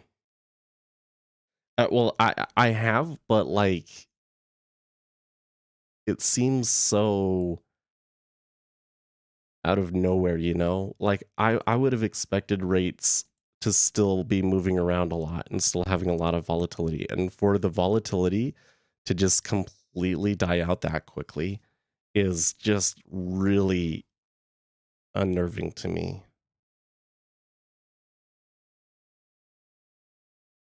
And that I took so many trades on it too. Well, I didn't take so many, but I took 4 trades on it, right? None of them. One of them I was able to get 7 ticks on. Meh. Like, that's terrible.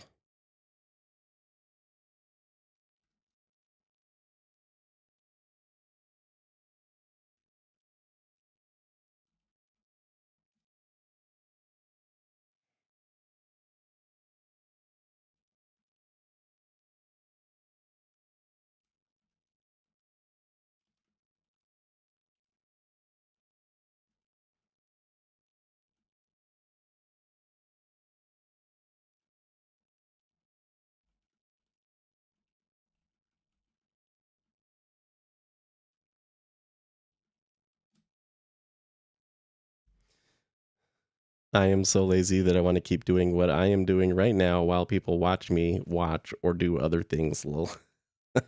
Well, that's the problem with it, dude. Like, this is the whole problem with live streaming in general. There's so many people that want to live stream, and you typically don't build an audience that way, right? We've put a lot of work into this channel. Like, if you go and you start a YouTube channel and you just start live streaming, you're unlikely to get any viewers. You have to build an audience first. I already had an audience before I started streaming, right? We already had like 1,000, 2,000 viewers. So you would have to make YouTube videos. And I don't think people realize how much work goes into making YouTube videos, man. And like the skill ceiling on it is like way up here, man. Like you think like there's a base level and like to get a video out, but like the difference between you and somebody that makes like a movie is like there's so much to learn and equipment that can help, and it's just like a never-ending thing. I think that's part of why I enjoy it though, is I just get bored so easily. But when it comes to making YouTube, there's always something more I can learn about how to make the videos better, how to improve storytelling, how to color grade better, research about equipment, like so it's a subject that I can never get bored with. It's the same with finance. Like there's always more to read about the stock market and finance usually.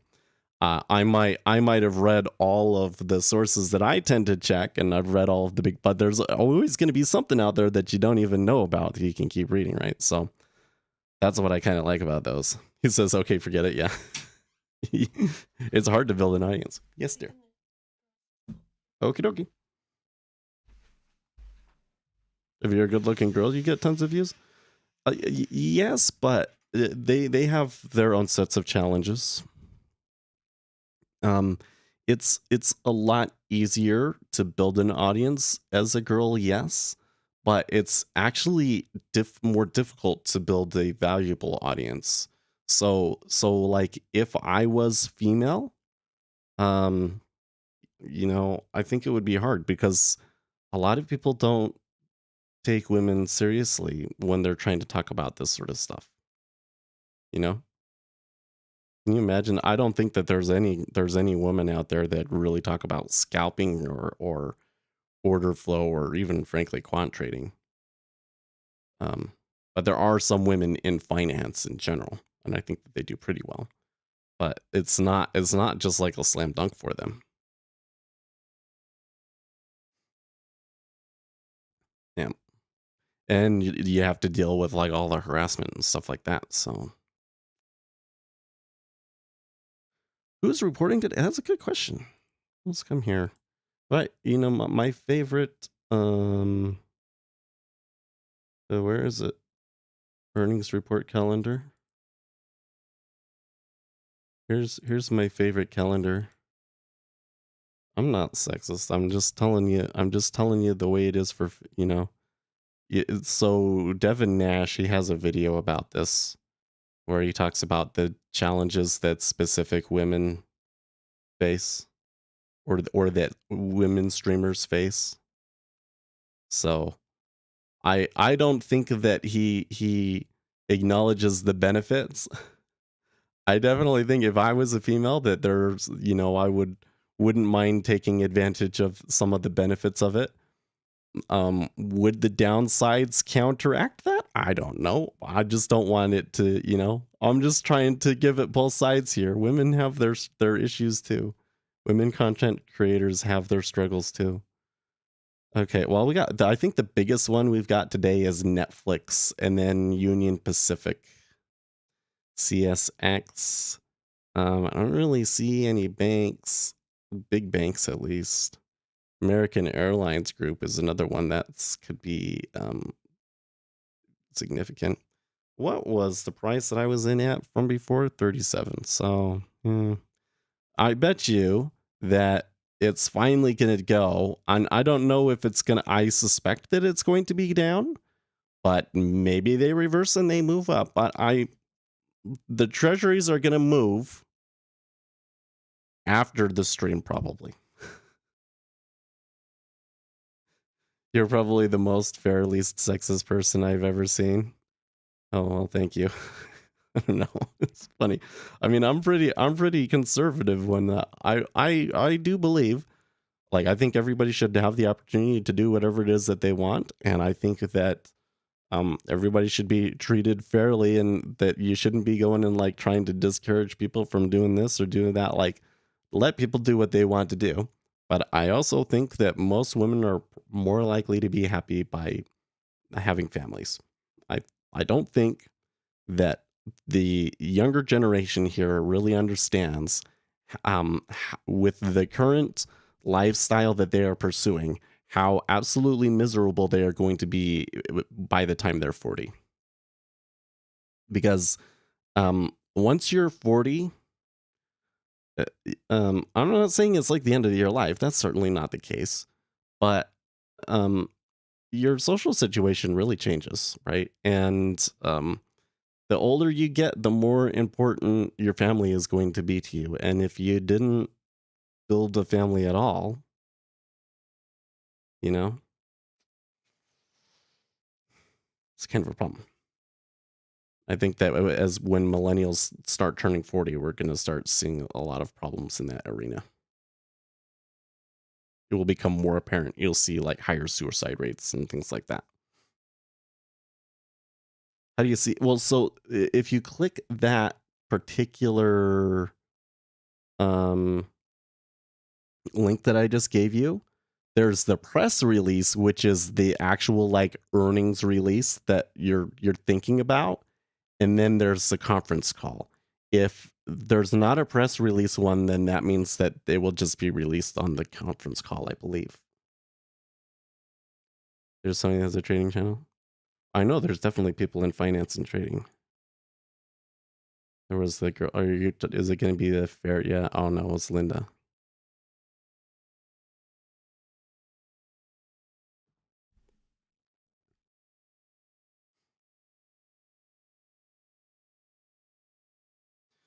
Like what I'm getting at is that the thing that where the challenge of being a female creator really comes out at is when you're talking about really technical things, right? So an easier example would be if I'm a female creator and I'm teaching computer programming, or I'm a female creator and I'm teaching math, right? And there are definitely female creators that do that, and they do a really, really great job at it, right? But the audiences in general seem to be hesitant to trust female creators on those kinds of issues.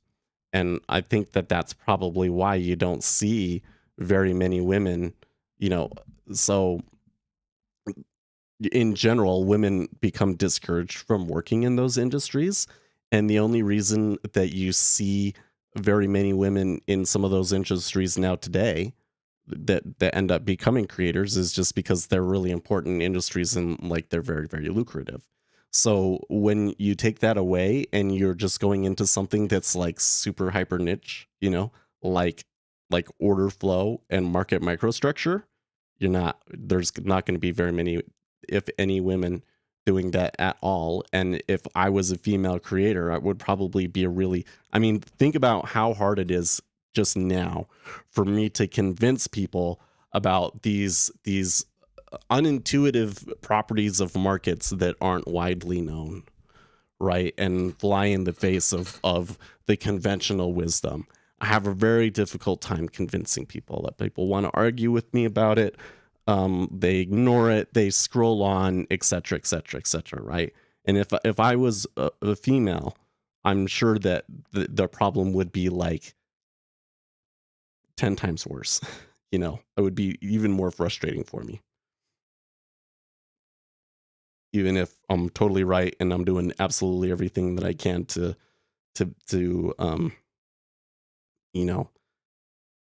what is the word? Good storytelling, good content that establishes authority and all that sort of stuff. But that's just kind of the disadvantage that comes along with the easier to get engagement. Another thing is that like the way that a lot of female creators get the attention is by showing off their bodies, right? And if you're getting the audience by showing off your body, then right away people are less willing to listen to you about any kind of information, to actually informational content, right? And if I was a female creator, I posing like I on one hand I'm kind of jealous. Like I really wish that I could go and just make a TikTok and of just me lip syncing to a video and get like 1 million views off of it just because I was so good looking. That just doesn't happen with men. So I'm definitely jealous. I'm also, what really makes me jealous about women? Do women have the coolest workout clothes? Like every time I go to Virus, because that's for in the weightlifting world, Virus International is the clothing brand. Okay. Every time they put new clothes out and you see like the new sports bras and hot pants that the girls have, they're so cool. I'm like, that is so cool. I just want to go and buy it, like if my wife was more athletic, I would just go and buy that stuff for her constantly because I think they're so cool. But then for guys, you got nothing. There's nothing.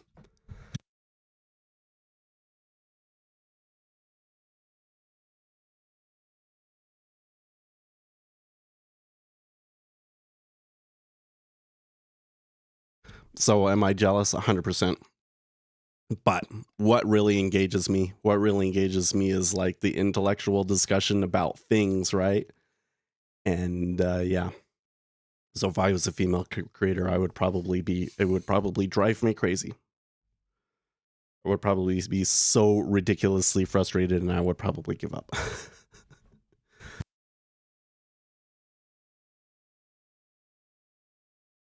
I've got a real tickle on my throat right now. But maybe that's all the while I'm talking out of my butt about an issue that I probably don't have any business talking about anyways.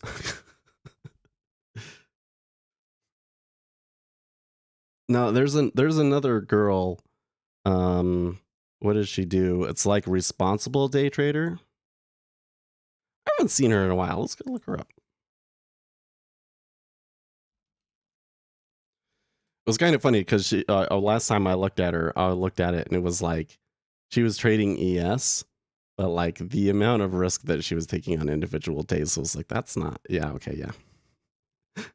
So like on her latest video, she says that she made 3,375. And I'm like, okay, so what exactly is it about the way that you trade that makes it more responsible than everything else? Is it that you just don't realize how much risk you're actually taking on to be able to make $3,000 a day in ES contracts?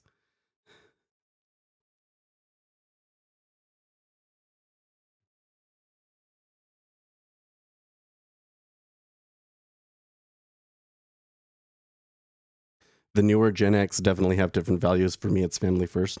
Well, so we still got 10 minutes, so I can get into this. Because I think that this will be a framework that could potentially be useful to understand certain societal phenomenons that we'll see in the next 10 to 20 years.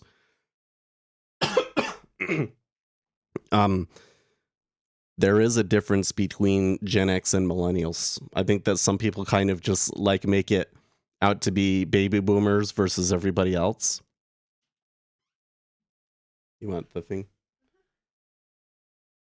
One of the big things that happened to Gen X was they were basically left at home alone, right? Like that Gen X was the point at which you started to see both parents work.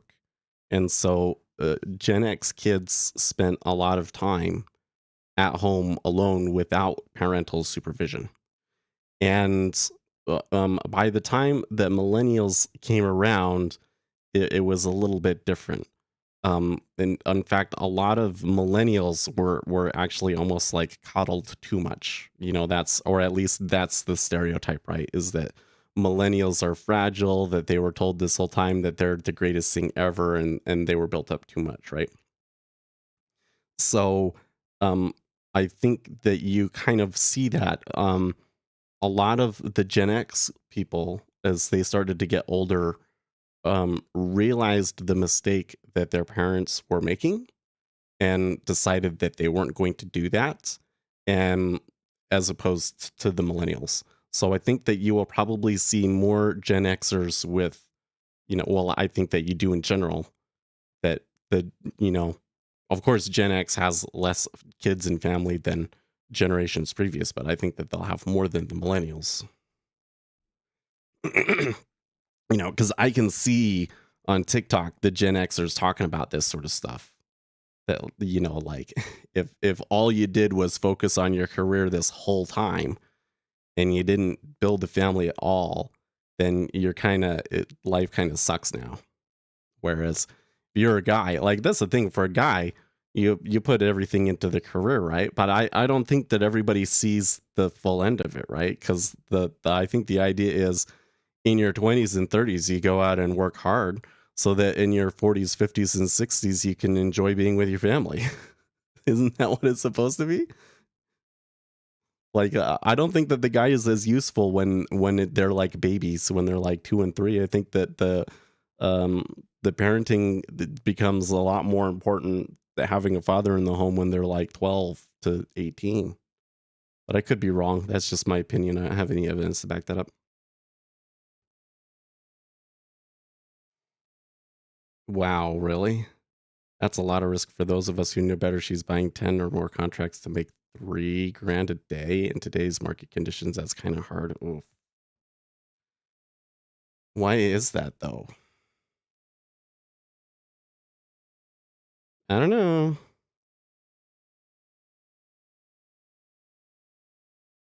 It's just confused. It's always confused me when I've seen it. I'm not trashing her because I've never really watched her content, right? I'm just looking at the thumbnails and like what she posts on Facebook, and I'm like, isn't that kind of contradicting like your brand? Isn't that kind of contradicting? I don't know. But talking about the responsible day trading channel there. Nasdaq Killer says nice. Well, I know you would agree with me because you're very socially conservative too, right? But the whole point of that whole thing, not that it has anything to do with trading, but there's like this general thinking out there that like, well, if you're socially conservative, then you must hate women. And I don't think that that's the case at all. When I go out there and I look out there right now, who are the people that are really defending women? It's the conservative men. The conservative men are the ones that are saying, you guys are doing all of these super crazy things and it's being very harmful to women. And women are telling you that this is what's happening and you're not listening to them, right? Whereas the liberals, when I look at liberals are the ones that are like saying that they support women and everything. But then you've got guys like Ross Wheaton just treating women like absolute trash and meanwhile proclaiming to be like this feminist and everything, right? Absolute douche. This guy, he did an interview the other day that he thought was kind of be like redeem him, and it just made him look like even worse. Just made him seem even worse.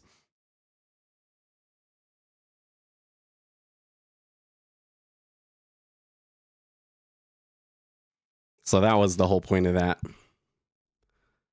Just because you're socially conservative. Because socially conservative doesn't necessarily mean that I should shame and hurt people and set things up to force them into a certain way of being. But socially conservative does kind of say that, well, but probably you're going to be happier if you do this.